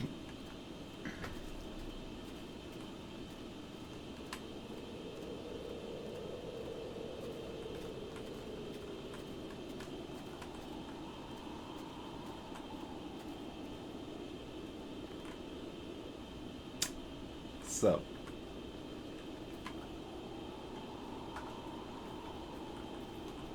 Which is the whole point of the puzzle doors, right? That sooner or later you have to pick up and move. I really thought that was the point of it.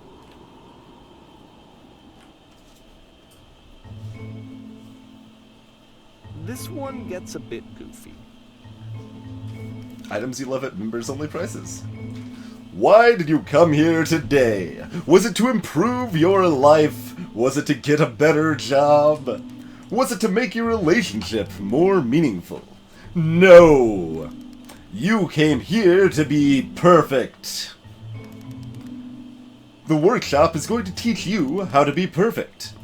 I want your friends, the people in your life, to look at you and think, wow, this person is a better human being than I am. Right now, who do you think about that way in your own life? Who do you know who is so well developed as a person that they make you feel disgusted with yourself, compared to whom you feel useless, selfish, ungrateful? I intend to make you into that person. Perfection is within your grasp, and the question is not how do we do it, but how do we do it effortlessly. This is easy. Shifts. It is so easy. So very easy. Being perfect is effortless. And you play as the teacher. And suddenly, you discover that your teacher is just as bigoted and afraid as you are. Oh, and also you can move around the classroom now.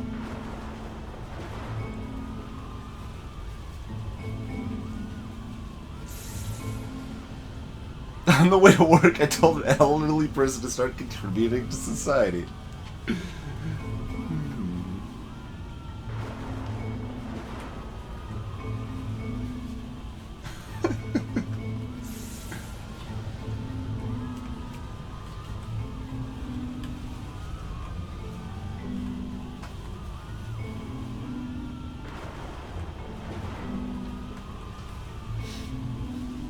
This is the key.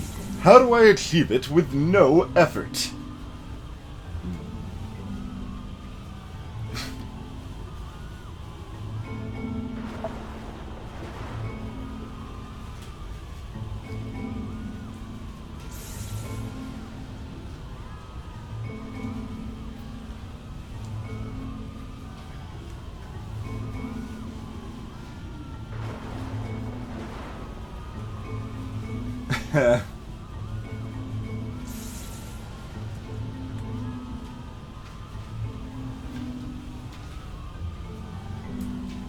So now it feels like that's like an inner monologue I'm having with the viewers of my stream, right?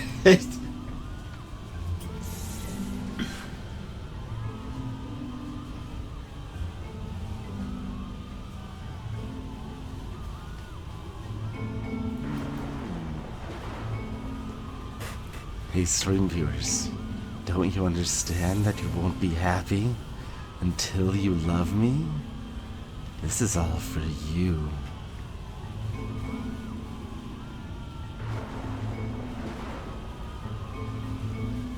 There is no truth. There is no path.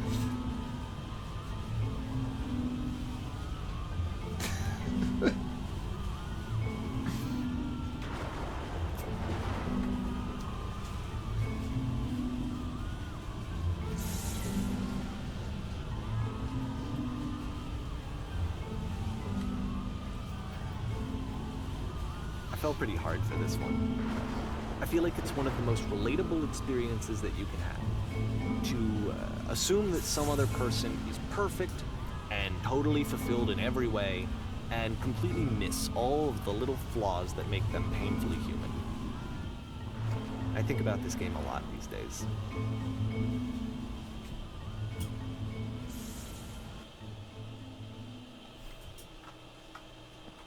This one took a lot longer than all the others for Coda to make. It was 4 months between this and the last one. That's twice as long as it took him to make any other game before this, and it's not like it's particularly complex, so I remember I found that a little strange at the time. It sounds about right, Matthew.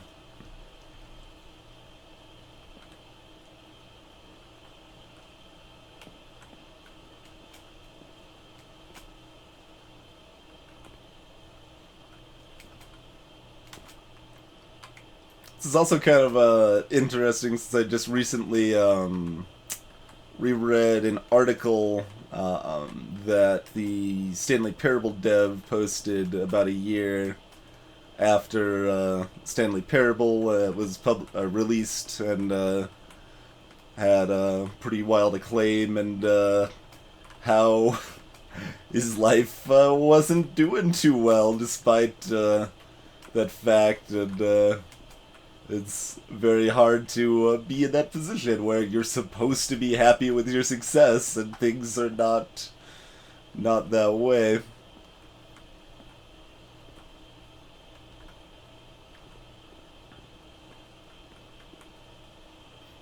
School seats. That is quite the lockbox.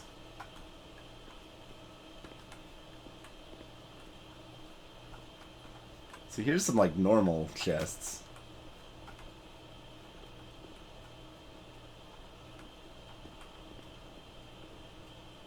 That is a solid-sized stage.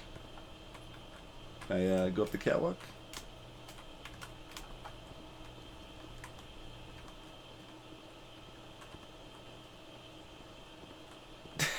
Did I just go through? I totally did.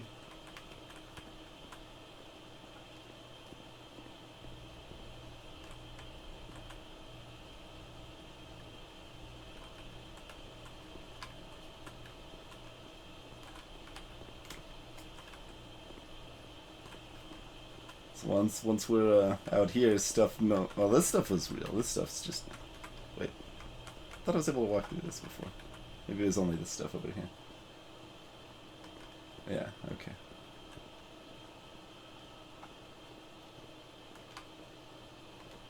Maybe there's a hidden door back here.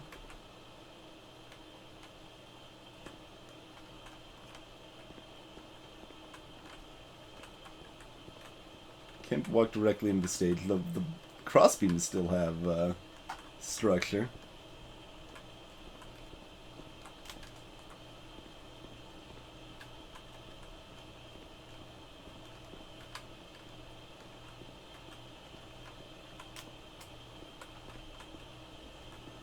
Hitbox, your wheels are showing.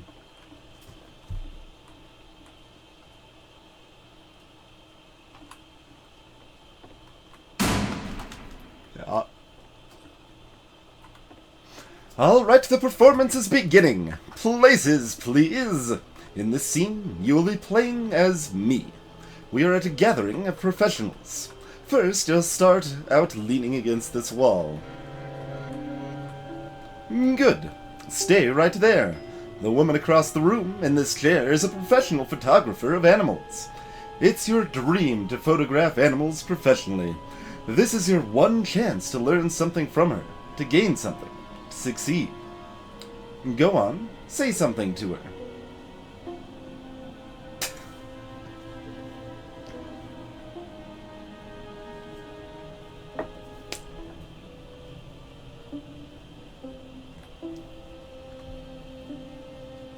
What are you doing? You're deflecting. You're not saying what's actually on your mind. Stop dancing around it and have a conversation with this person. Do it again.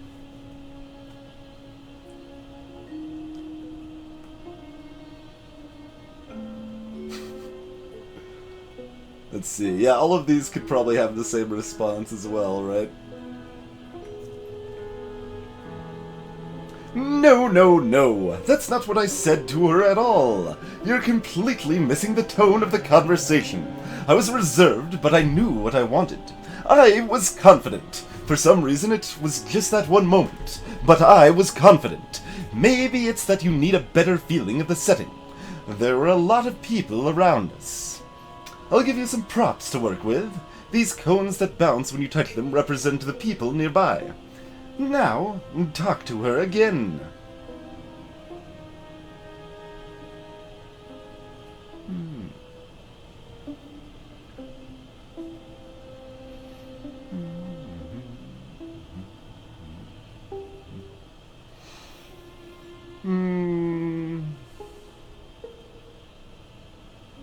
Hey, Church. Lean into the pain. It's just an odd phrase.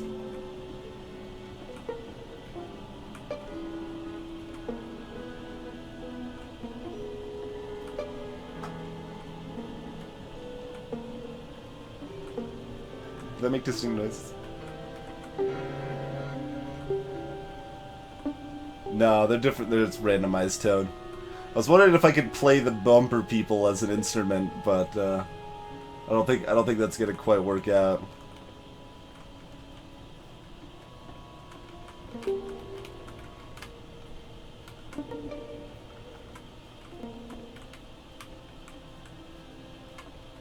I don't think the angles in this are gonna work, but we can only get 3, I think. Zapper with the same idea I had. Oh, we got 4. We can get up to 4.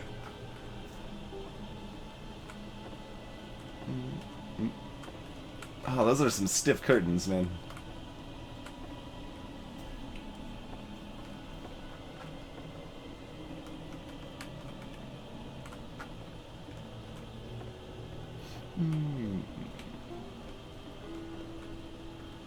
You're messing it all up again. You'll freak her out if the conversation gets that personal that quickly. Do you not realize how important this was for me? I'll never get another opportunity like this again. Everything was riding on this. I want to try something. Try stepping back from the stage.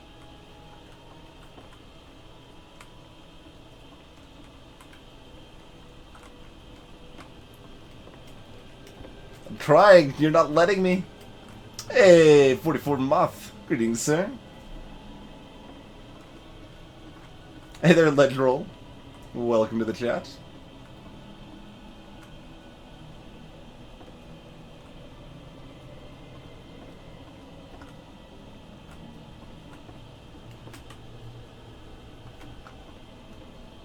Stepping back a little bit.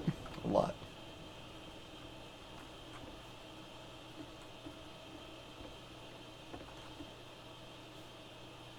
It's an interesting perspective, too, right? Like, it makes you feel incredibly small. Okay, yes. The game ends now with this is working. Eerie premonition of what's going to happen next in Coda's life. The solution to social anxiety, to fears of having to perform and having to chase success, the answer for Coda is to withdraw, to hide himself away.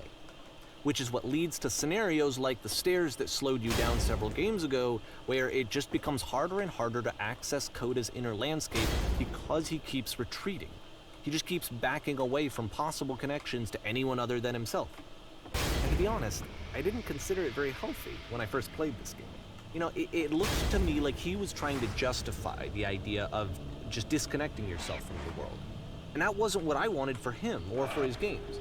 Because I feel like a lot of his games are inviting me to connect with this person, to bring him closer. But what can you do? After this, Coda went off and took another 5 months to make a new game.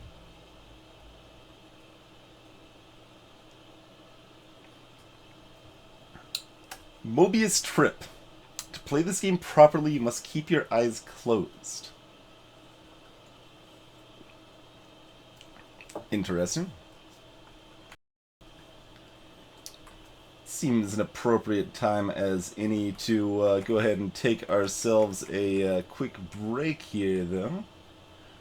Oh, there's our playlist.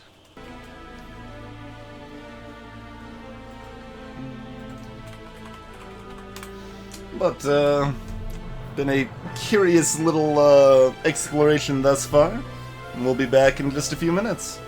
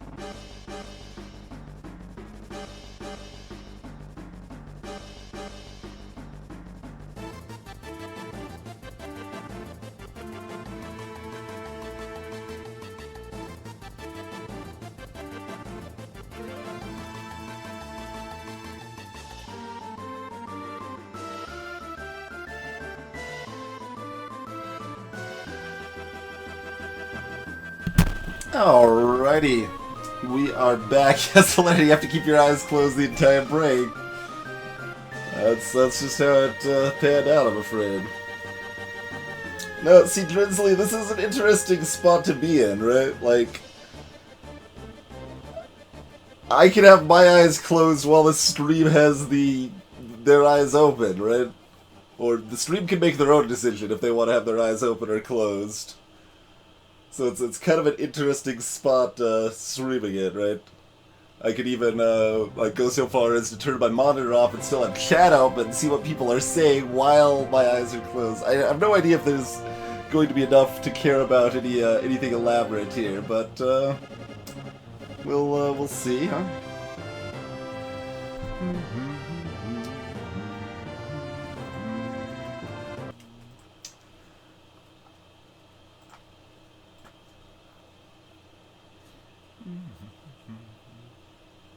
Yeah, it's not that hard to type with your eyes closed. I end up looking down way too much, like it's just a bad habit, but it doesn't actually help me. In fact, I think it actively hurts my typing to look down.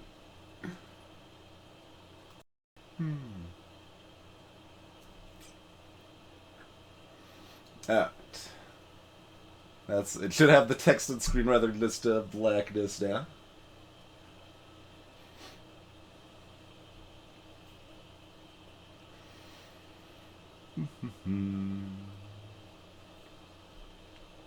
Giant alien spiders are indeed no joke.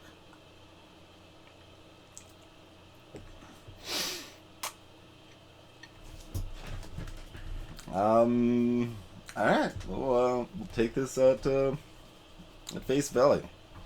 Play this game properly, you must keep your eyes closed. Alright. Click to begin.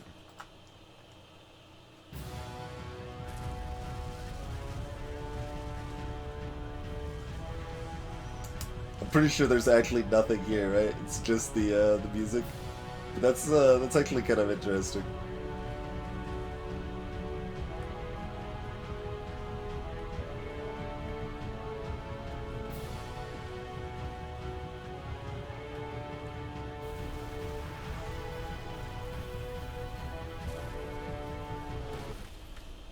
Oh. What?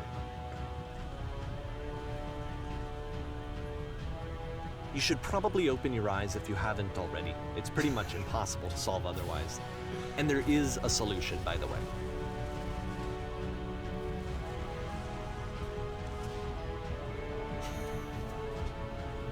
Do I trust him?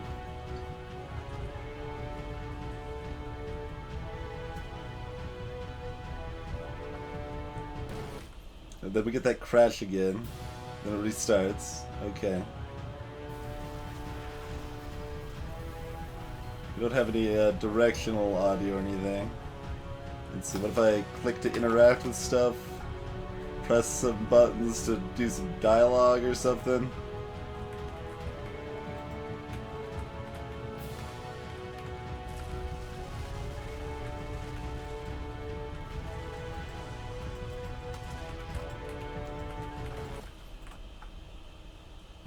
Alright, we'll open our eyes. What's going on? Something enormous just appeared on the radar. What's going on? Going to crash. It's a giant door that my vision. Please tell me how to solve this. The whisper again, okay.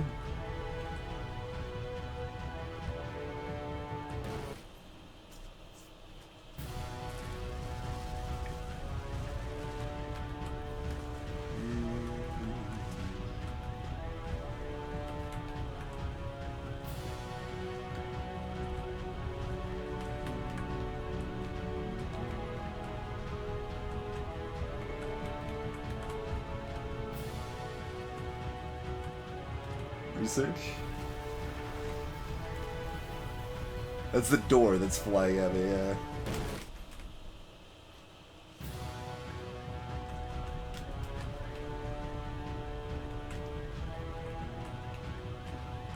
Alright, let me explain how you're supposed to do this. On either side of the room are elevators, which go up to an upper level. You have to go up, walk over to the person who's standing there, and then select dialogue option number 2.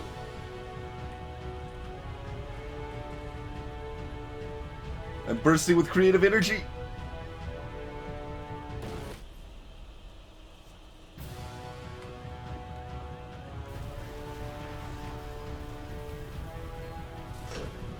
Oh, there is a slight elevator noise, so theoretically you could actually do this blind, but that's really rough.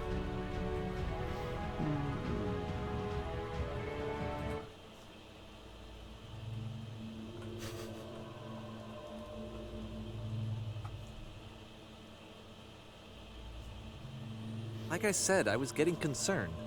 First off, he's never been this explicit in his work about exactly what he's thinking. So where's that coming from? But then even weirder, his work has potentially stopped being an outlet for him. Not like he's having trouble iterating on ideas, but he literally just can't think of new ideas anymore. And in person, he was being a lot more distant than usual. Like, you know how sometimes a person will just deflect anything that you say in order to keep themselves disconnected all the time? It was that kind of thing. Here was the point in my relationship with Coda where I really started to wonder if he needed my help in some way.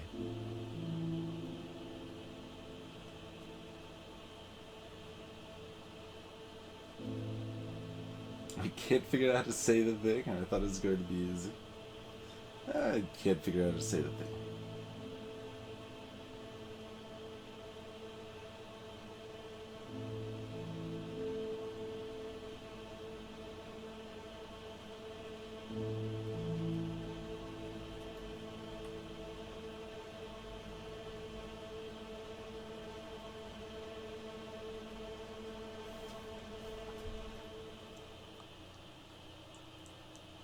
His games are going to get more desperate from here on out.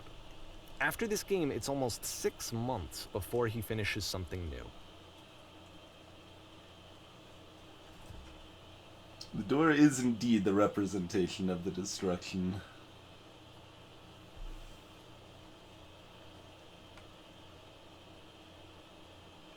Yellow.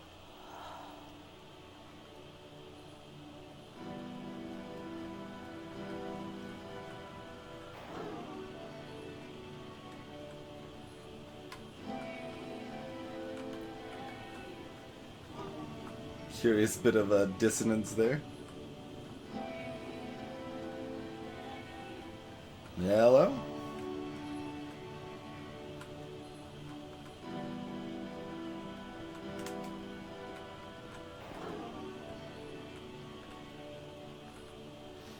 Is that a person? How lovely. It's been a long time since I talked to anyone. What's wrong? You look lost.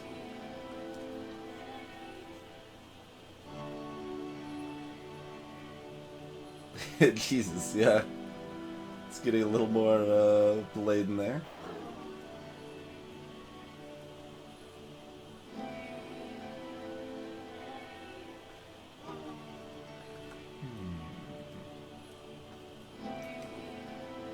See, none of those are true for me. More of an issue with motivation.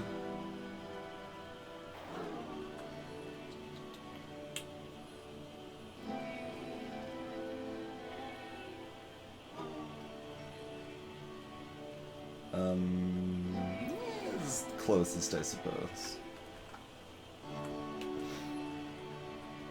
Oh, no! What's happened? Did something change?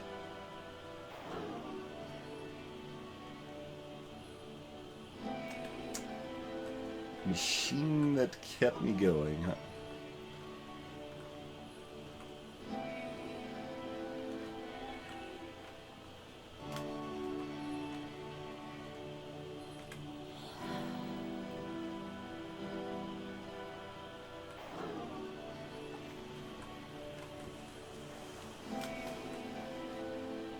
Wait, you're looking for a machine? I think I know where it is. It isn't far.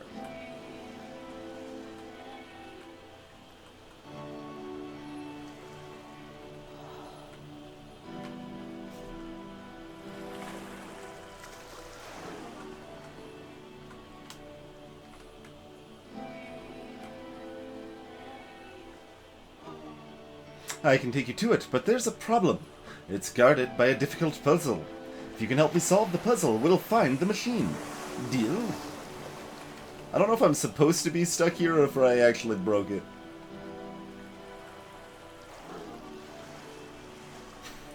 I mean, I pressed 3 for the record. I did press 3 and it still actually just says deal. I think I did just break it.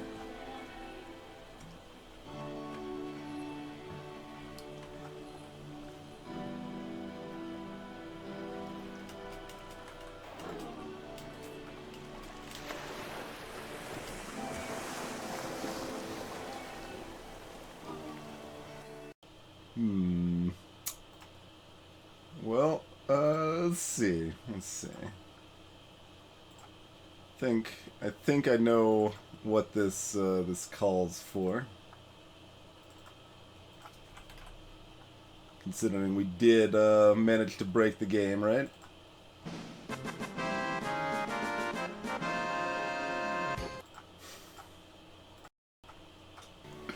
See if there's like a yeah, there we go. Restart the level.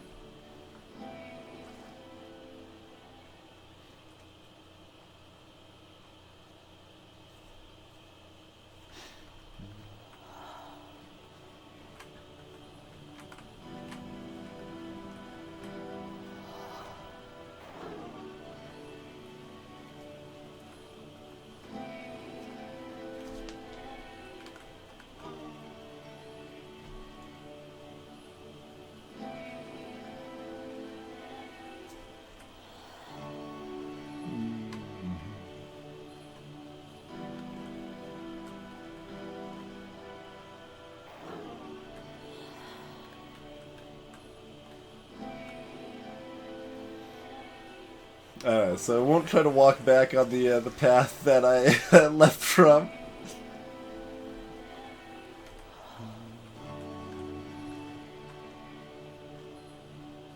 If the last game featured Coda talking explicitly about his creative frustrations, this one turns it up to 11. Now, put yourself in my shoes playing this. Here's a friend whose work is exhibiting signs of struggle, frustration, anxiety, depression, even. And yet, still, he keeps making games. He keeps throwing himself into the grinder even when he clearly doesn't have the energy for it anymore. Why? What is it for?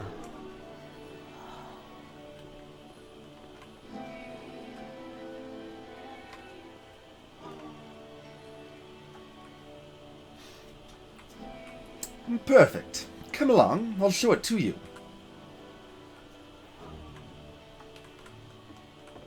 Because I wanted to walk from back. my perspective at the time and just what I knew of him, this was a result of how isolated he was. He was in his own little bubble, just sitting at his computer all day, not really showing these games to anyone, not releasing them onto the internet, and so he didn't have anyone outside of himself to connect with. He had no outlet to ground himself on.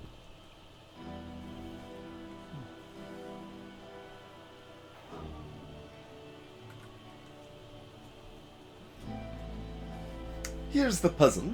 Oh, what do you think? Oh, wonderful. Can you tell me how to do it?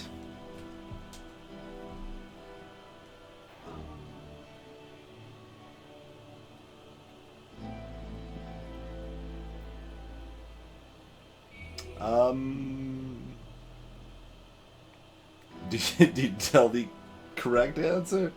Sure. Okay, now what?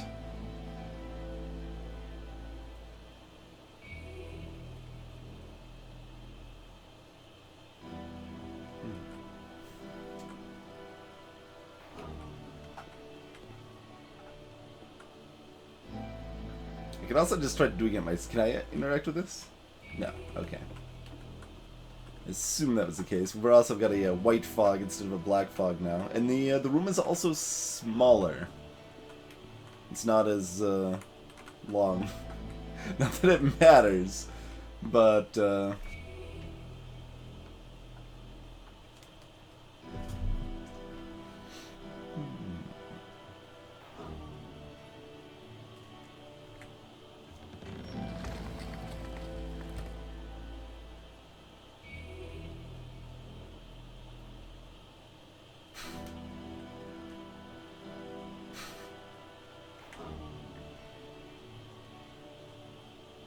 it's already closed, though.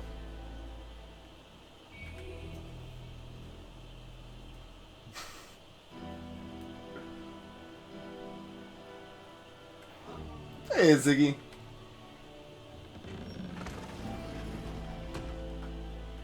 You can't talk yourself out of loneliness. It doesn't work that way.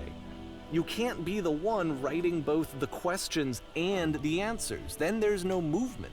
Then there's no circulation. If all of your anxieties are being channeled into your work, then if the work ever fails, you have no backup and you're just going to crash.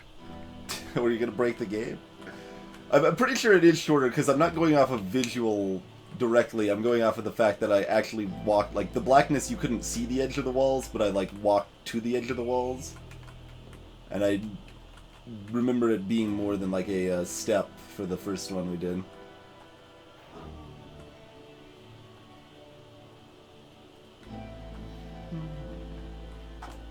Ha! That was so simple. I can't believe I never solved it before this.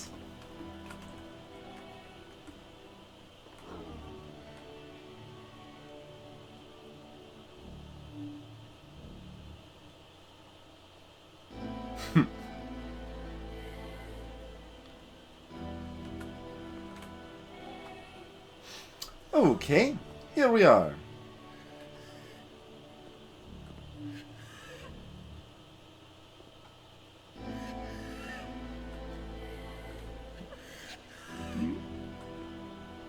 Trust me, you'll see. You have to say that your work is fun and easy. You have to say that game development is simple and joyous, and that you love it 100% of the time. Yeah, and games is effortless.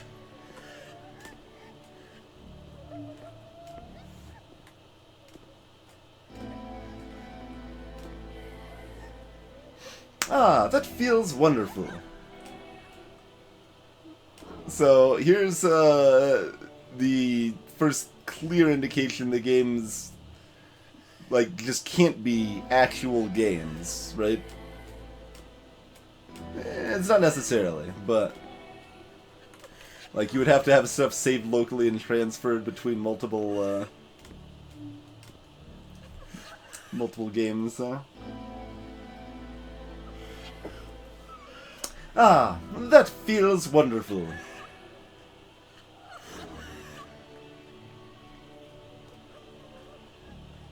Don't worry about it. Just keep talking. Keep saying that creation is easy.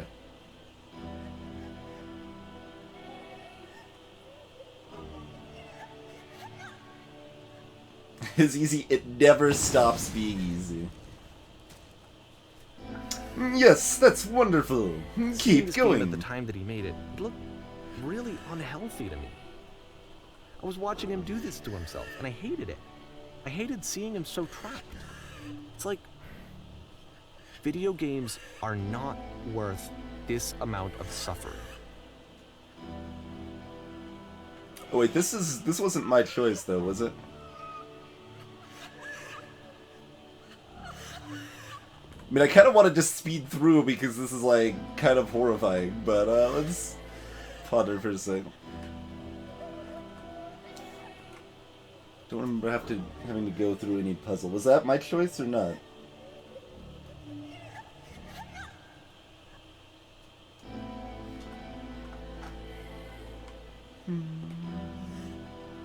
No, that's not what I said either, right? These are just examples. Yeah. Okay, so never mind. These weren't my choices because I didn't say I get it. That's weird, right?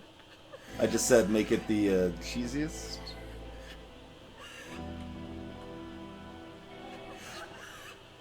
I did go with whiteness.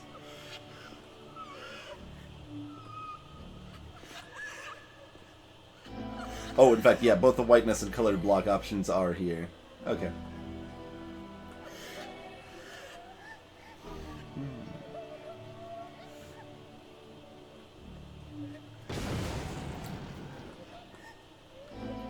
Perfect! That feels fantastic. And I used to get so much joy out of seeing him create. For him to suddenly become angry and frustrated like this, it was the worst thing for me.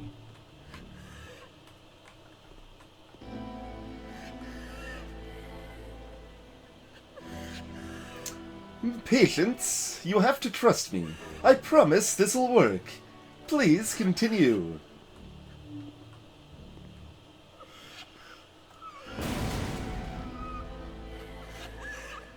I Yes, more. don't know. Keep This going. is what I felt at the time. I don't know how else to explain it. I wanted it to stop more than anything. I had never felt so rotten. I needed more than I had ever needed anything for this to stop. Incredible, that's it. I'm free. I'm free.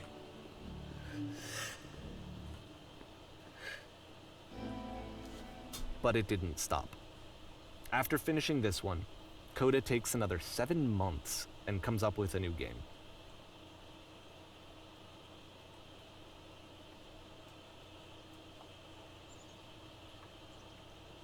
The Machine. Also the name of a Knit Stories level. Hey, Killer Frogs, welcome to the stream. Probably.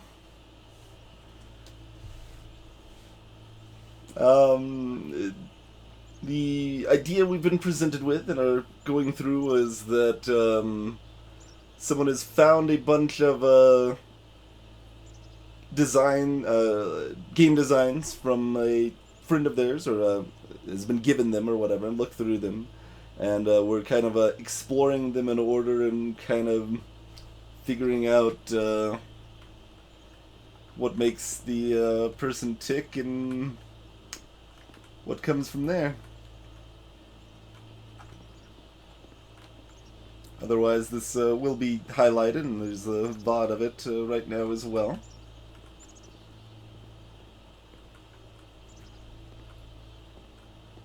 She is completely out of control. Oh,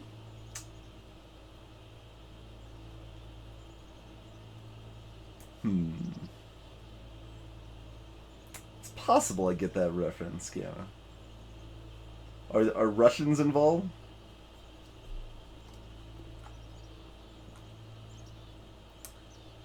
Ma'am, glad to see you've arrived safely. We've captured the machine. It's waiting for you now. You can begin the interrogation whenever you'd like.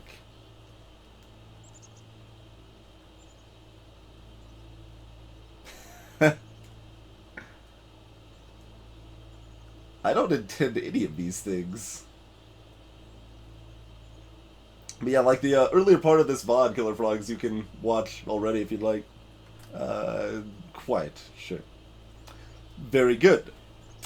Just be warned that someone called the press, so we might have a bit of attention on this one.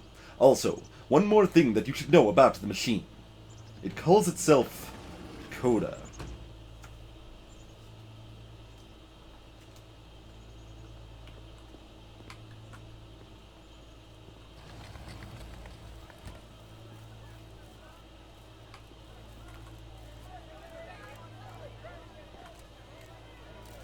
Will the machine ever explain itself? Is it actually a machine? You know where the poisonous games have come from.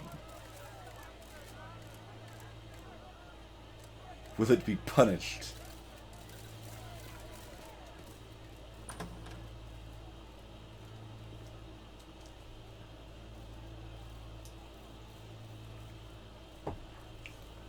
It's been dark most of the time, Black Fire. And of course, it's the machine.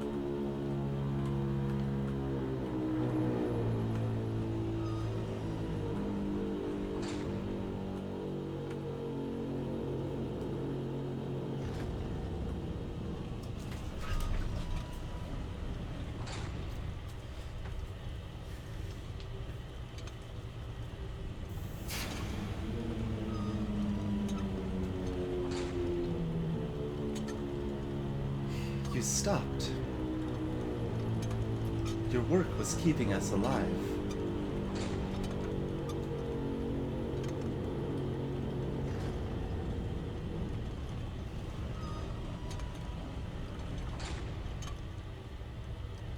It was only because of your creations that any of us could make it through every day.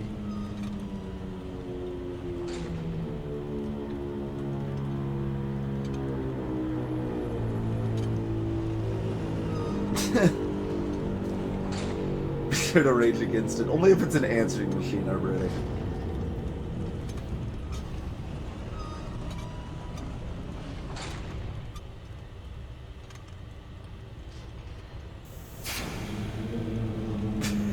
These options, though.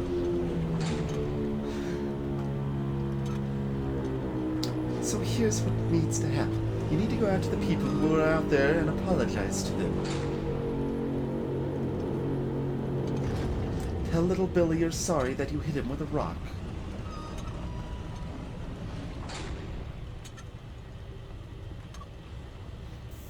I have seen the thing you fear.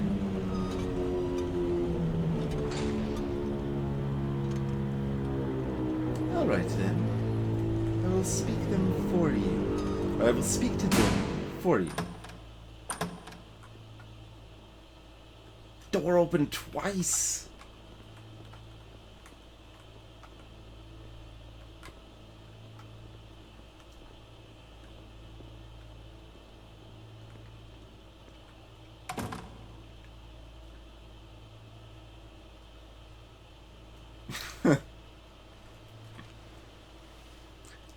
My friends, I have a troubling revelation.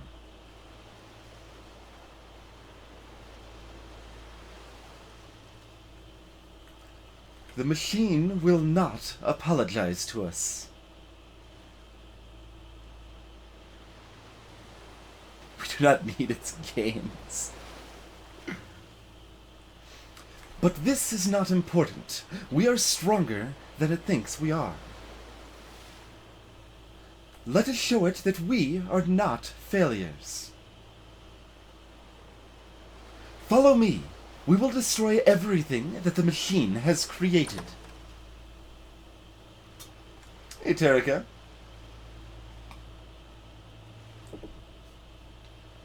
Yeah, this is it kind of works. It works at least like half an extra level by the fact I'm streaming this, right? Like, am I choosing these options? Am I choosing the options for the protagonist? Am I talking to the chat through these options? It's interesting. We are back on stage. You know, when I first saw those lights, they did actually look like target dummies. I can't even press like 1 to bring out my knife to go faster, though. Remember, you can click to fire the gun. Oh, you can press E to fire the gun, too, apparently. They do the same thing. Yeah.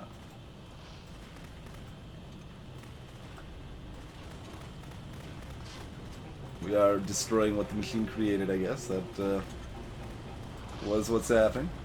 Hey, Muffin Drake. So now the work is becoming self-destructive.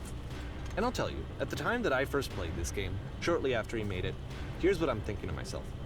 I'm thinking that code is stuck in his own head, and that it's having a very negative effect on him, and that all he needs to do is just start showing his work to people, to get some actual feedback on his games.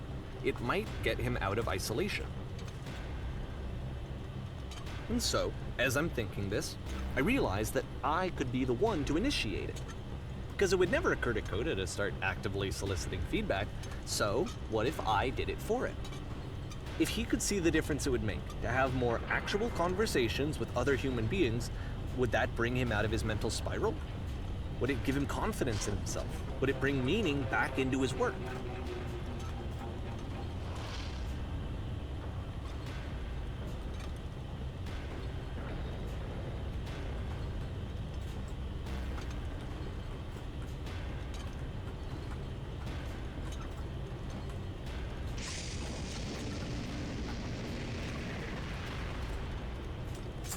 Quite a powerful paintball gun. Hey, Maddie.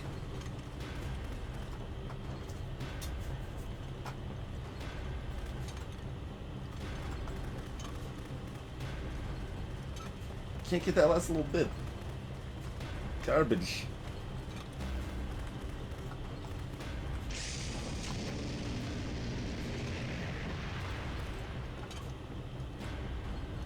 Oh, there we go. So I started showing Coda's work to people. I took this one, and the islands which you just played, the theater, the notes, the house cleaning game, and some of the prison escape games.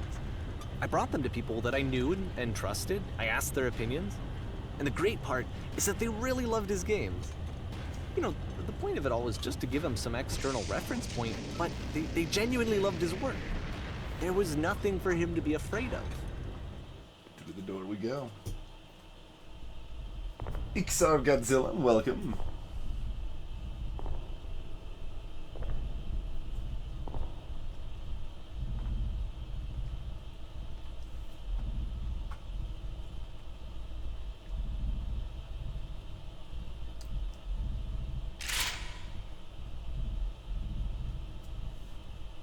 I'm not doing anything, for the record.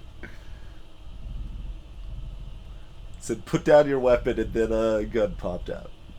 It's unclear if that's the machine talking to me. I suppose all we can do is interact, huh? Can you see why I felt like this was the right thing to do? Because it's the thing that I always feel like I need, to be told that my work is good, that I am good. When someone really connects with a thing that I've made, when they see themselves purely in my work, there's nothing that feels better. And I got to give that very same feeling to my friend. I did something... I really felt like I'd done something good, like I was a good person. I felt like there was a friend who was in trouble and was unhappy and maybe didn't like themselves, and I could fix it. If I could give him this gift, maybe I could fix the problem.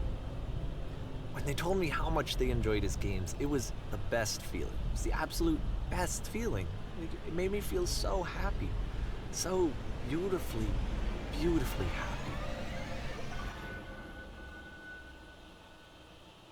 That's right, Betty.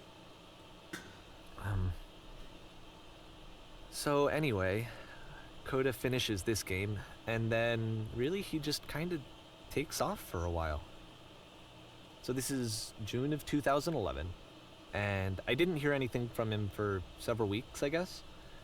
And so out of nowhere, one day I get an email, and it's got a private link to a new game of Coda's.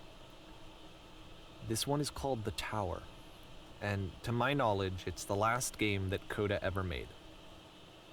So let's take a look. June 2011. Yeah, maybe we play as the narrator next.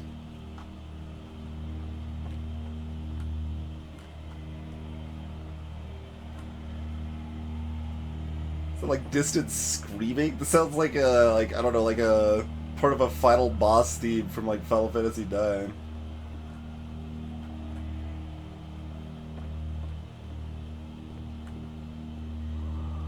And this is where I have trouble saying anything meaningful about Coda's work. Because more than anything else, the tower just feels distant. It feels like it's trying to distance itself from the world. It's a very cold game.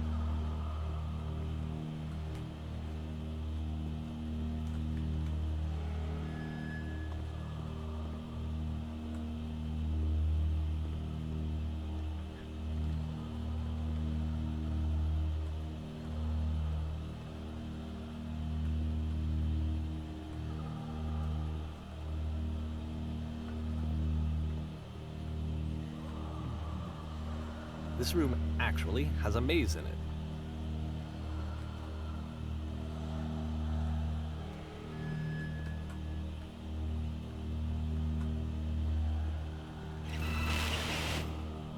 it. Except that all the walls of the maze are invisible.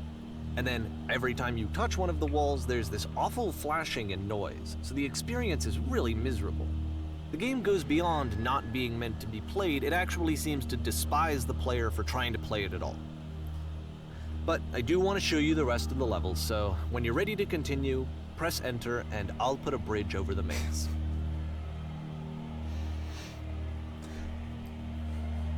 The invisible electricity maze!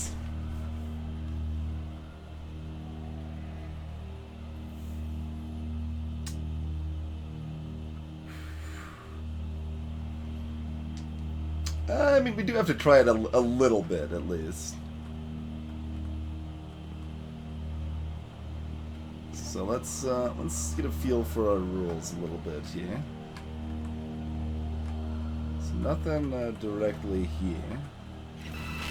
There is a catch over there. So that's lined up with this, it looks like, right? So we tap over here. Not quite. Just a little past that. Okay. How about on the other side? About the same.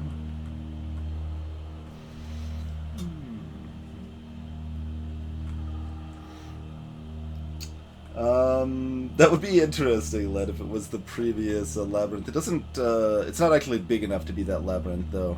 That would have had to go further to the right, I think. But we can kind of try to take that route. No, it's not that one. Because that one had a big amount straight through. So how tight are these corridors? Yeah. So that's not there. So theoretically we should be able to go forward right here. But maybe not. So either they're horribly tight or you can't actually get there?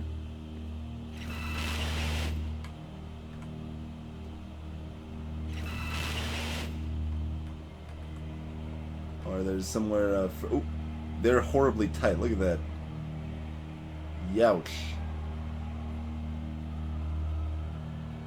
That is super tight. It is kind of, yeah, the awful red flashing. You can fix that if, by the way, if you didn't know, by turning off hardware acceleration in Chrome.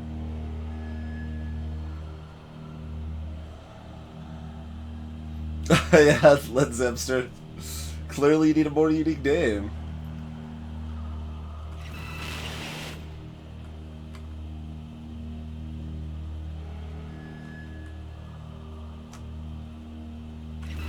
That was just right there? I thought it was further back. Okay. So, yeah, that's probably too tight for me to want to do much more of this, but we'll... Okay, nothing there, so left.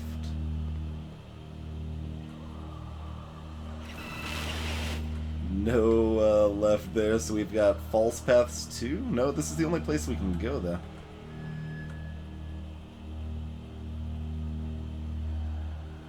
Yeah, this seems like it's horrifyingly tight. Hey, Alyssa!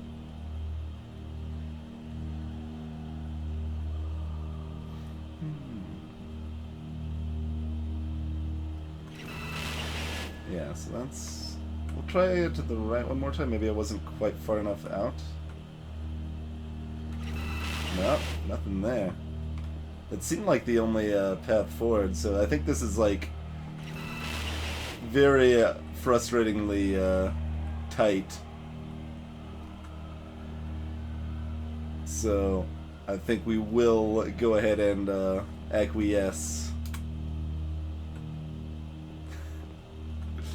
Oh, it doesn't even show us what the actual maze path is.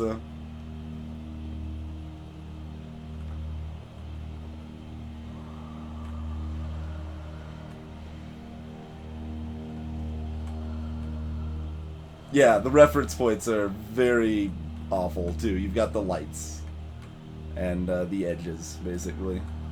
And to be fair, it's not like this is the first game that's needed some modification to be playable. Like the house cleaning game. You know, that one used to actually loop the cleaning chores and you just cleaned a house forever.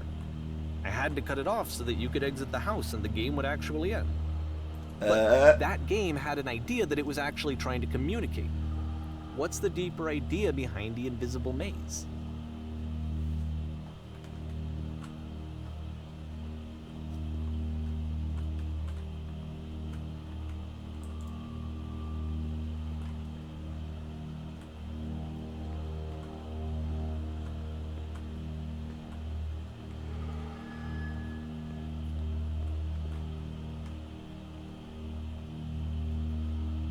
Makes me think of kind of the late area in Half-Life 2 a bit.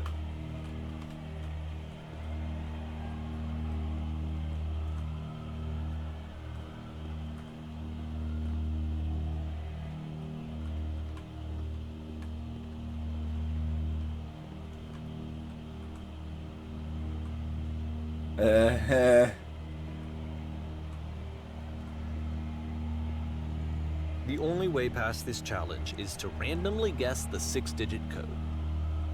Like the invisible maze, it's frustrating to me, because it's the opposite of everything else that Coda has made. Well, not exactly. It doesn't encourage thought or engagement.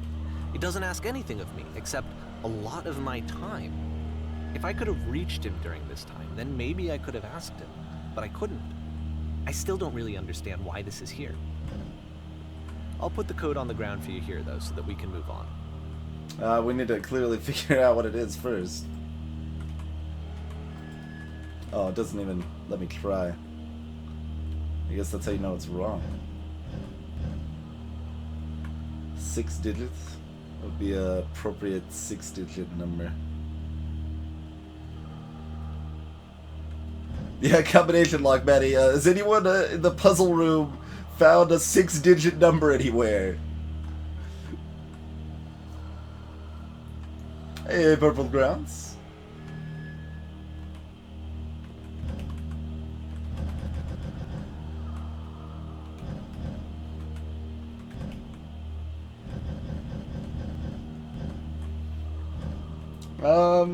personally, I wouldn't exactly recommend replaying Half-Life 2, but it's a thing you could do.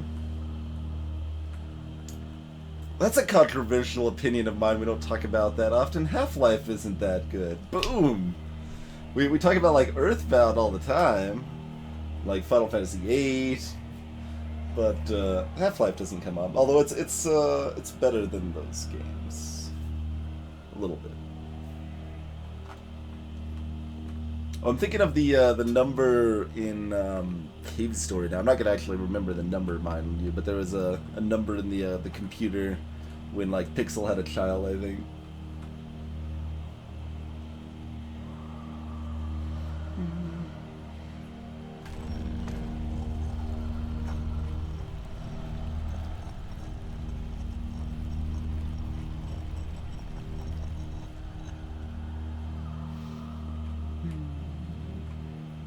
Like, Half-Life 1, I feel, lives up very poorly today. Half-Life 2 lives up decently.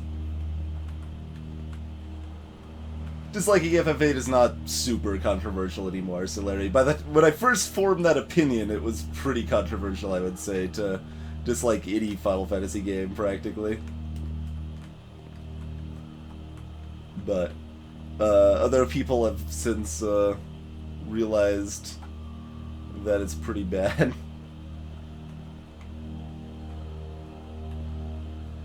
Yeah, the physics of the Half-Life games was definitely frustrating. You like the magnetic way you stuck to ladders and hard to get off of and stuff like that.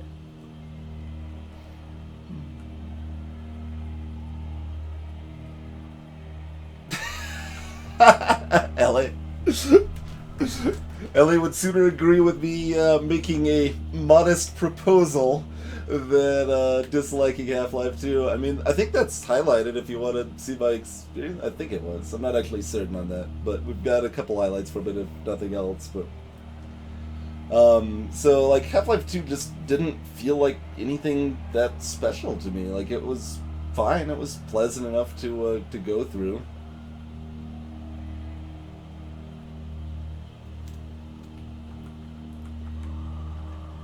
And when I talk about like Half-Life 1 aging, I'm not even talking about like the graphics and stuff, which are serviceable enough. They work. It's mostly just that there's like not that much interesting going on. Like,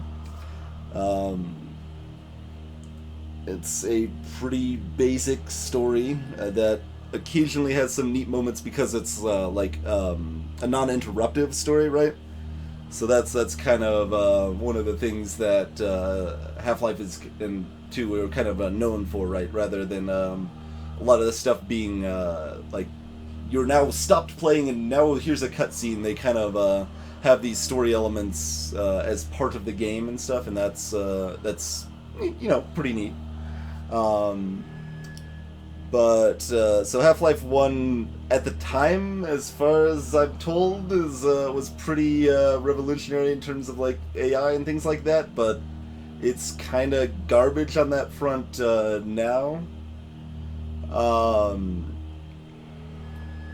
Like the guards would throw grenades and they would just drop at their feet. Guards would ignore you if you're sitting there shooting at them.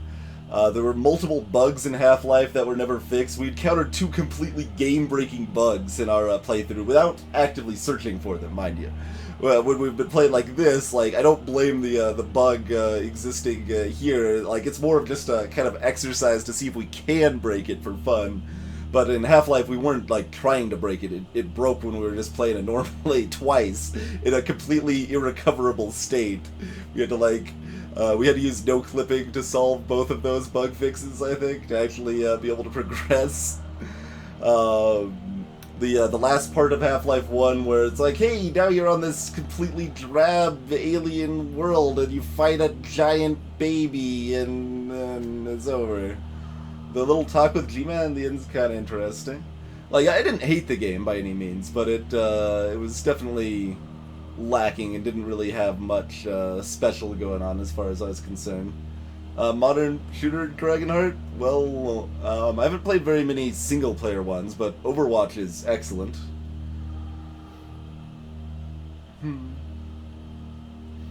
Half-Life 2 was better, certainly. It has some interesting game design things that are a bit hidden that you won't really notice playing, as far as controlling the tension and pacing with the way that it spawns medkits and ammo drops and stuff like that to try to prevent it from ever being like you're easy on health. You have way too much health and stuff like that. The biggest problem with Half-Life 2 was that it was just kind of a lot of glorified tech demo stuff that was overly drawn out. So it's like, all right, now we're doing this car section, and you got to drive this car across this huge area, and it just you're still driving the car, and you go on some more with the car. Okay, now there's this boat section, so you're gonna be driving this boat for a while. And you keep going on the boat, and the boat section keeps going. But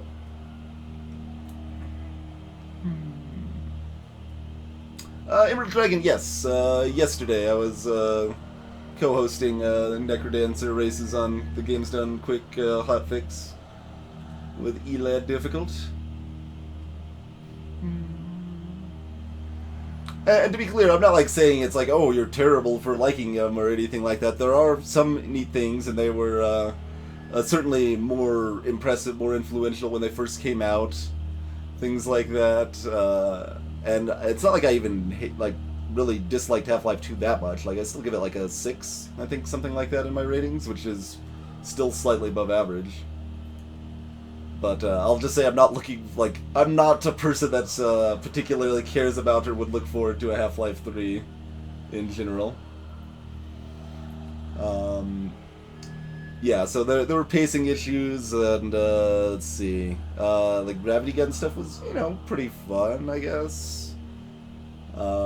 Story-wise, it was still, Half-Life 2 was still pretty plain, nothing terribly deep or interesting or meaningful in the story, but it was functional. You had that kind of garbage friendly AI section at the end where it was almost better to have your friends die. Like, that was not so good. But there was a lot of stuff that was just kind of drawn out, I guess, is kind of the biggest problem with Half-Life 2. But yeah, there's some discussion and thoughts on that one.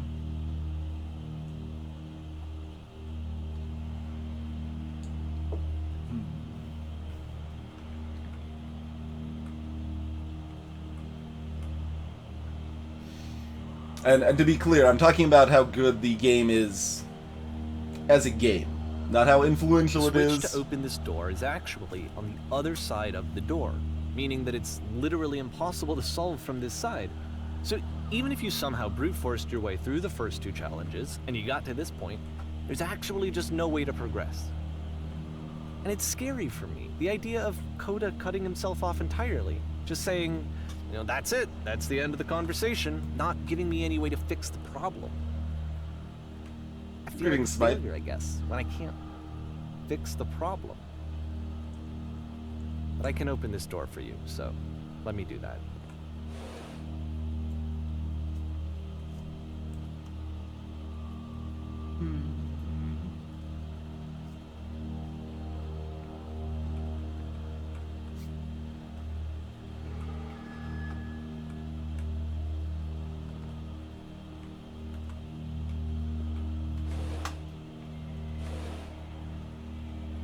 Was I a failure for not understanding this game? I don't know why I would be. It's not like everything needs to have a solution, but I feel it somehow. I feel like I failed, and I don't understand why.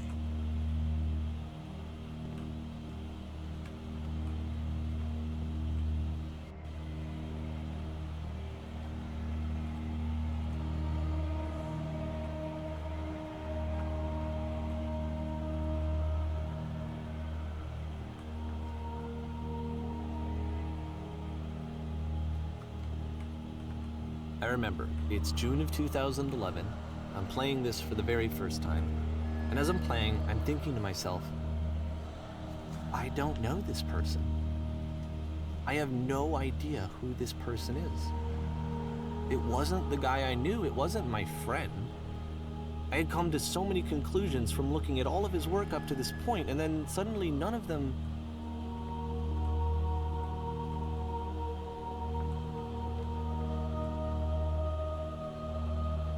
Emerald.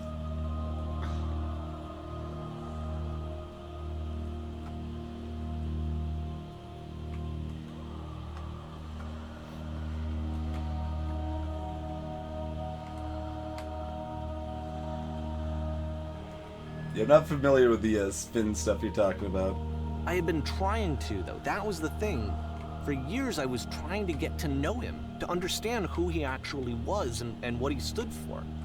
I asked him so many times to please just tell me what his games mean to him. I asked him please to tell me what the 3 dots mean. Yeah, the 3 dots. And he wouldn't.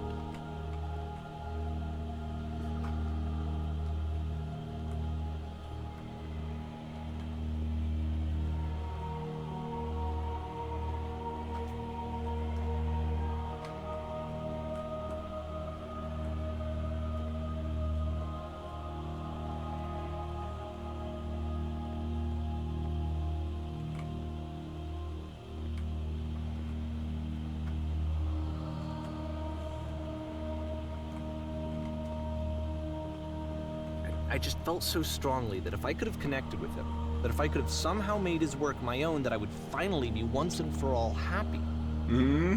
It was that I needed to see myself in someone else. I needed to be someone other than me. But he stopped and left, and it felt somehow like I had failed.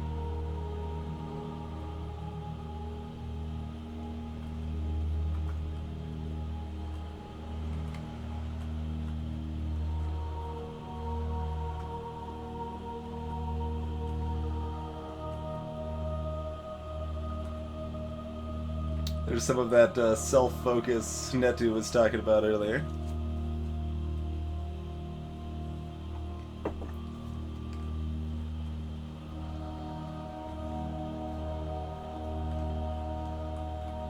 Two roads diverged in the wood, but it didn't matter, because they reconnected really shortly thereafter. Where did I screw up?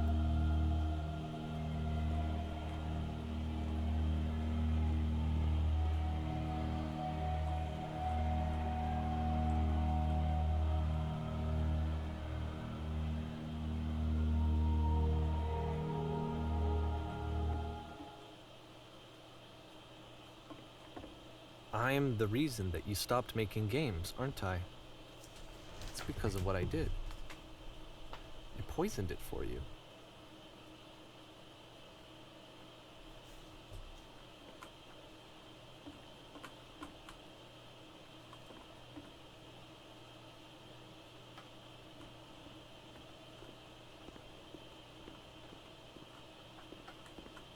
I don't think I ever told you this, but when I took your work and I was showing it to people, it actually felt... it felt as though I were responsible for something important and valuable.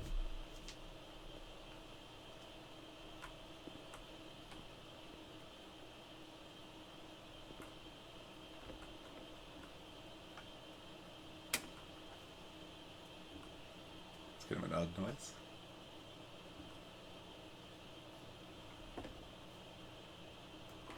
It's a shadow, but there's nothing over here. It's all a lie.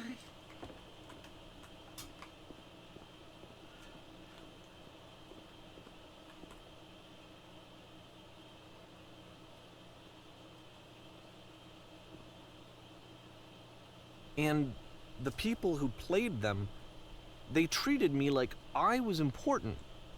They really listened and cared about what I had to say. Even though I was showing your work, I felt good about myself. Finally. For a moment, while I had that, I liked myself.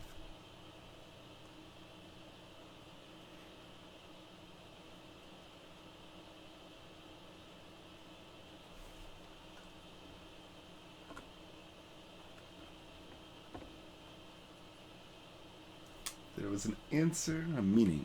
Would it make you any happier?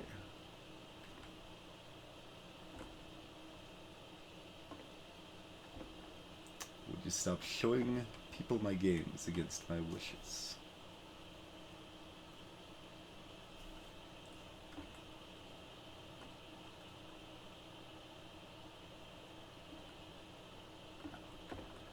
Violating the one boundary that keeps me safe.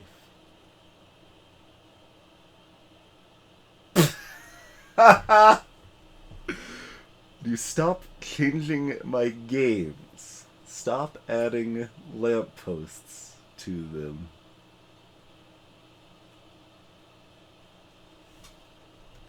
Greetings, Takumashi.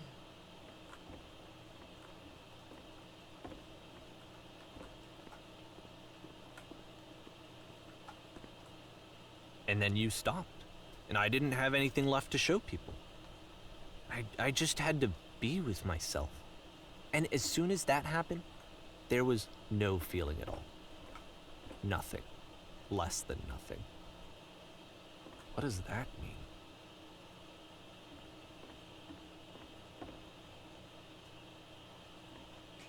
Eee.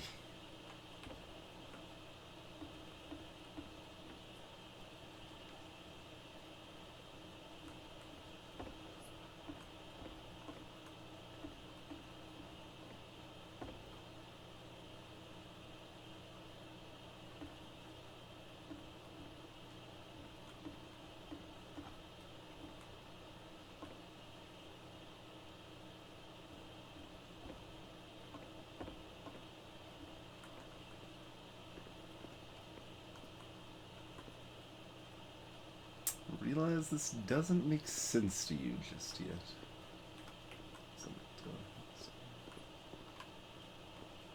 You're not my problem to solve.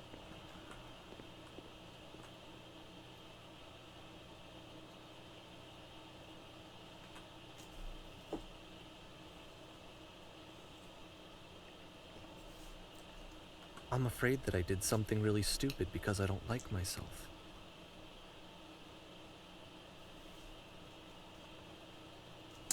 I do hope that one day it clicks and that you make peace with this thing that you are wrestling.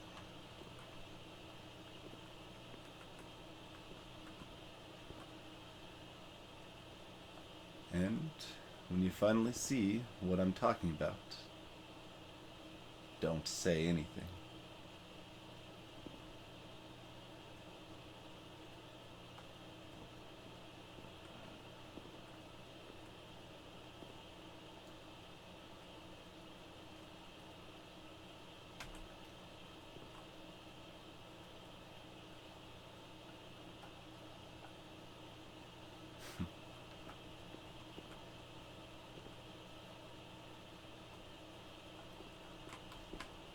Yeah, see, this one's longer.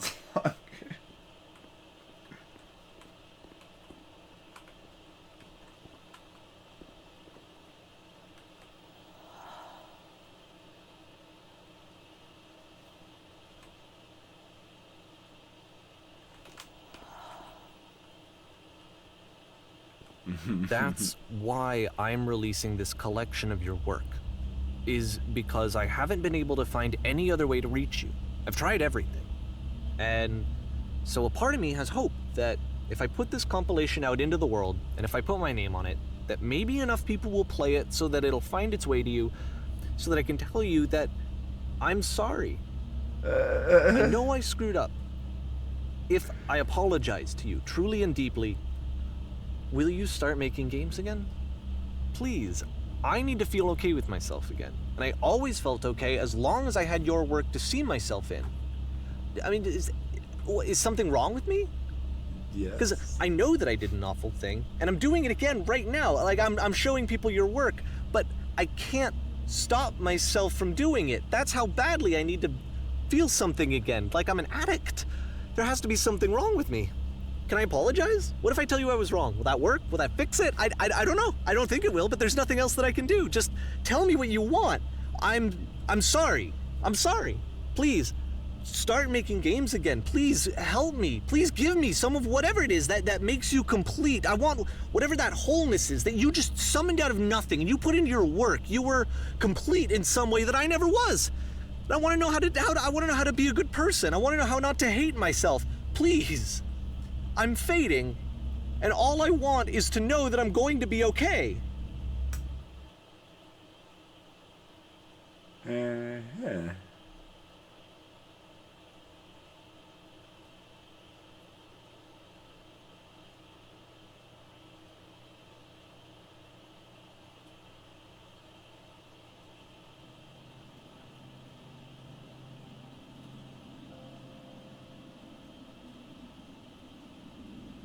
It's not quite a lamppost.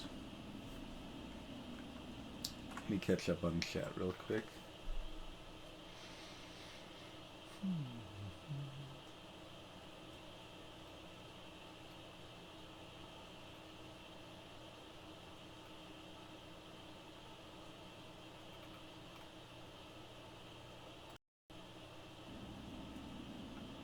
Indeed, Zapper, yeah. Going back to the, seeing other people as perfect.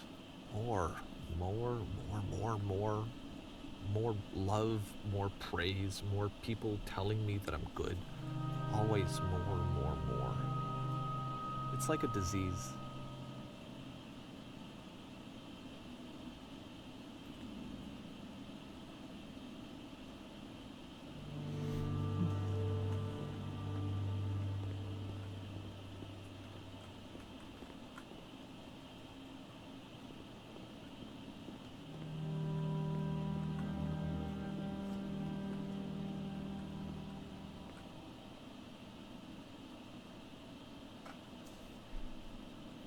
So the instant wonder is if like this is. I mean, so when did this come out in comparison to the Stanley Parable? Like, there are a lot of things that he wrote about after the Stanley Parable that are a lot of the same sort of things that we're covering here.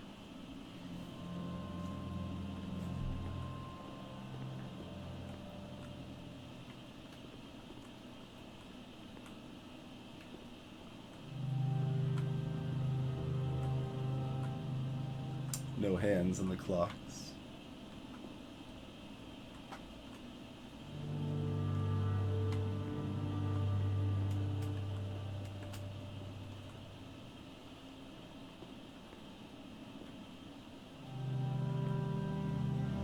Oh, I know I came out after Burple, I just wasn't sure how much after. So yeah, it's only about a year old at this point. When was Stanley?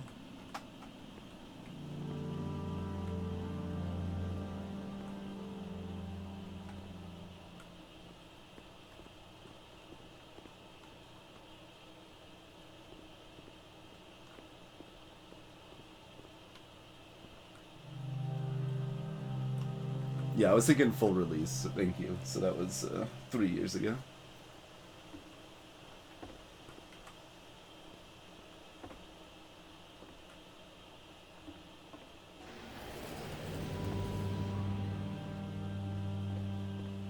Hello, Mr. Freeman. Greetings, Broshock. You should have added the hands. This game was flawed. Make sure you add the hands.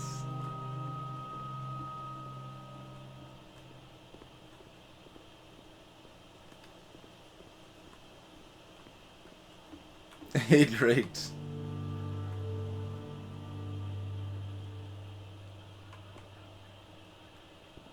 We could add Ghost to our party now.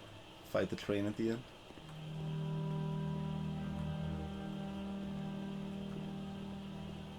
Solution.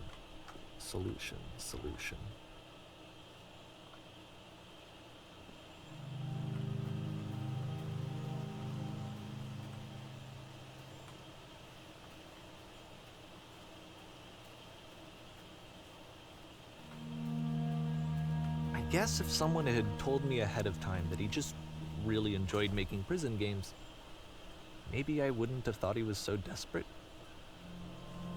I wouldn't have told so many people that he was depressed. Maybe he just likes making prisons.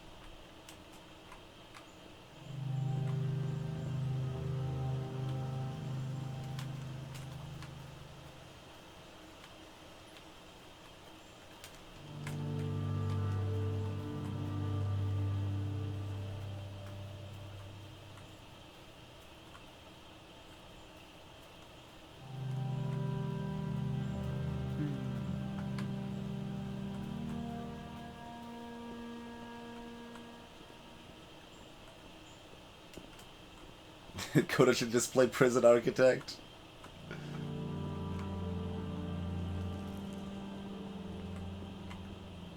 I don't know, maybe he likes building prisons, but he doesn't like building solitary. And the game breaks entirely if you don't build solitary. Even now, the disease is telling me to stop. Don't show people what a shitty person you are. They'll hate you.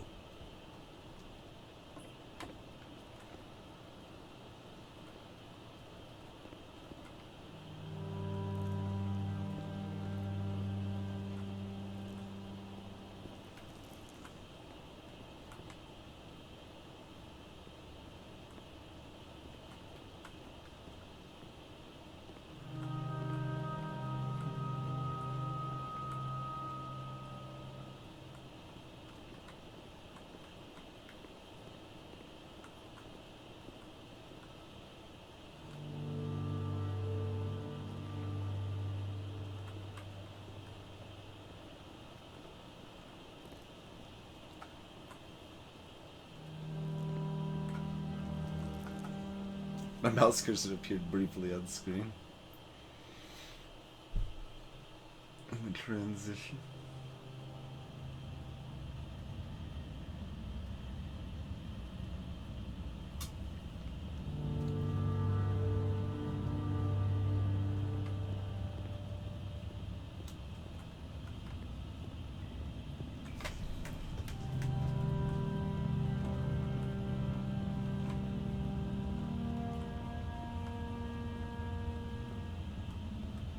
If I knew that my life depended on finding something to be driven by other than validation, what would that even be? It's strange, but the thought of not being driven by external validation is unthinkable. Like, I actually cannot conceive of what that would be like.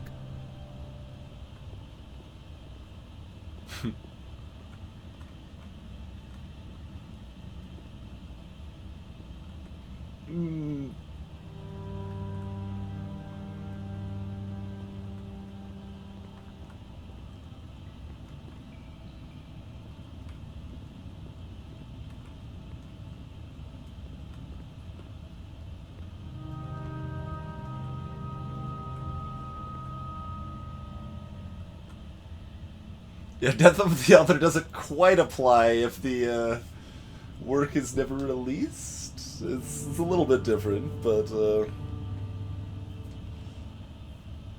even then, there's still not saying things were wrong per se.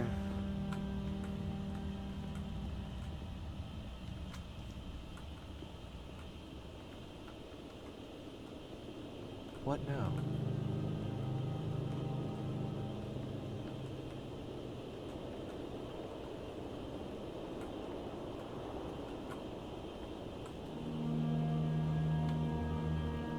It is all very meta, for sure.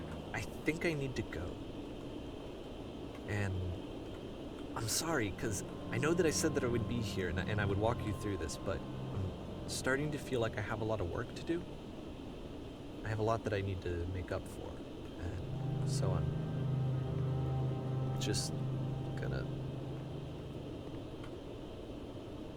Okay.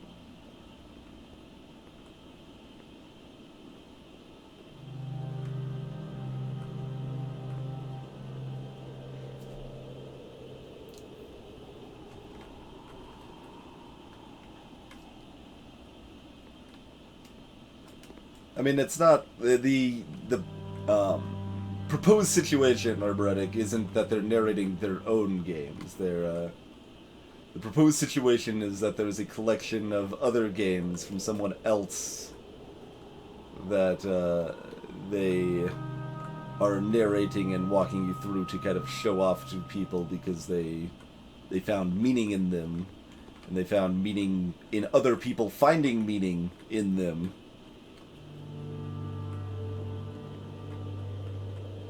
So it's not like that's what people are like. That's the question of if that is the fiction or not. Not there's no implication that this is being narrated live. Yeah.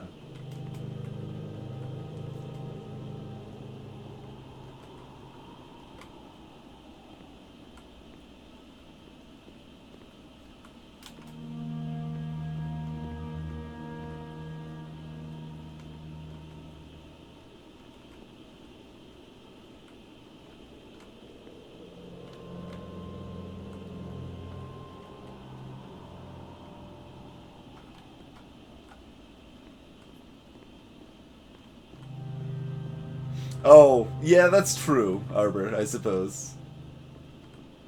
Right, the fact that, okay, yeah, you're right, kind of, the live narration is, the fact that, like, he's saying new things now which don't really, cover, what has happened, before.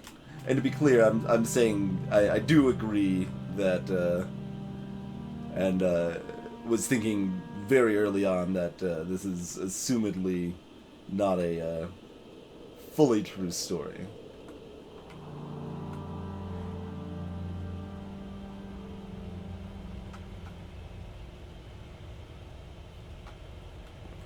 Or even mostly true per se, but that doesn't make it any less valid. The desert's making your mouth dry.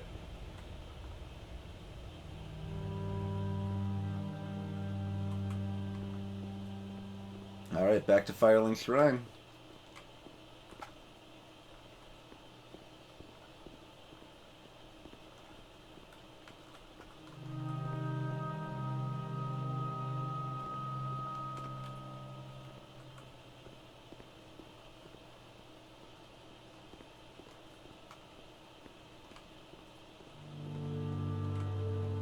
I mean, that was an interesting thing, Dragonheart, that you pointed out that the lampposts weren't actually in all of the next games. And then a couple people in chat, and myself really included, just kind of wrote it off. Like, oh, well, those games were kind of iterations that weren't really the quote-unquote finished game, so therefore no lampposts, right? But then, then later you got this whole thing that the lampposts are being added to the games. It's curious.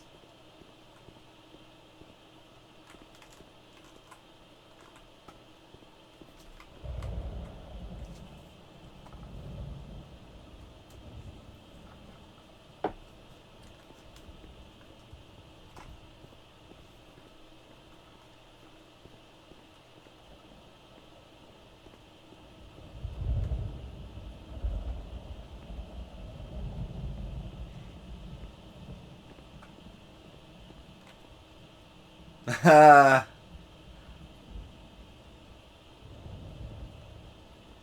Yeah.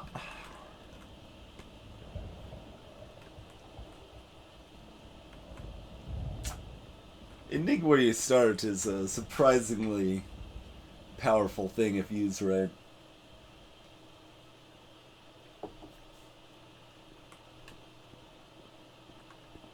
I don't think I'd quite call it Chekhov's gun, but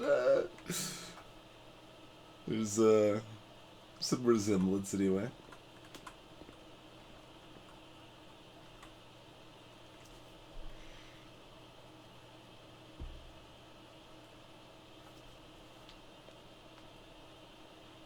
Godzilla, you're talking about the 3 dots or whatever?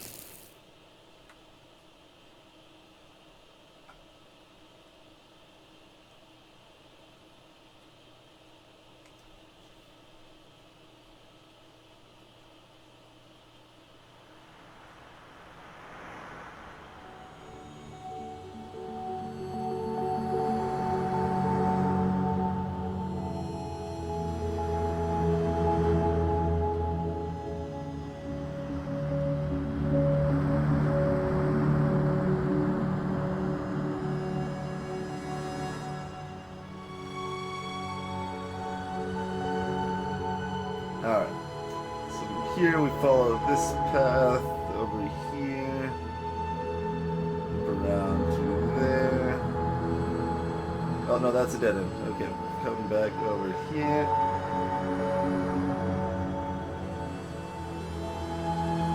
Alright, heading over this direction now. Oh crap, that's a dead end too. Losing my place.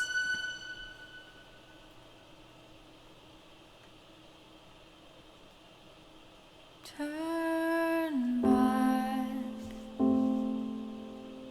Turn back from this cave. You said, let me prove that I'm brave. Let me keep going. But the cave goes for miles and miles and miles. And you're so tired. But I know that you're strong. Game support now. So turn What name I recognize? Turn back. Hey, Mathicus.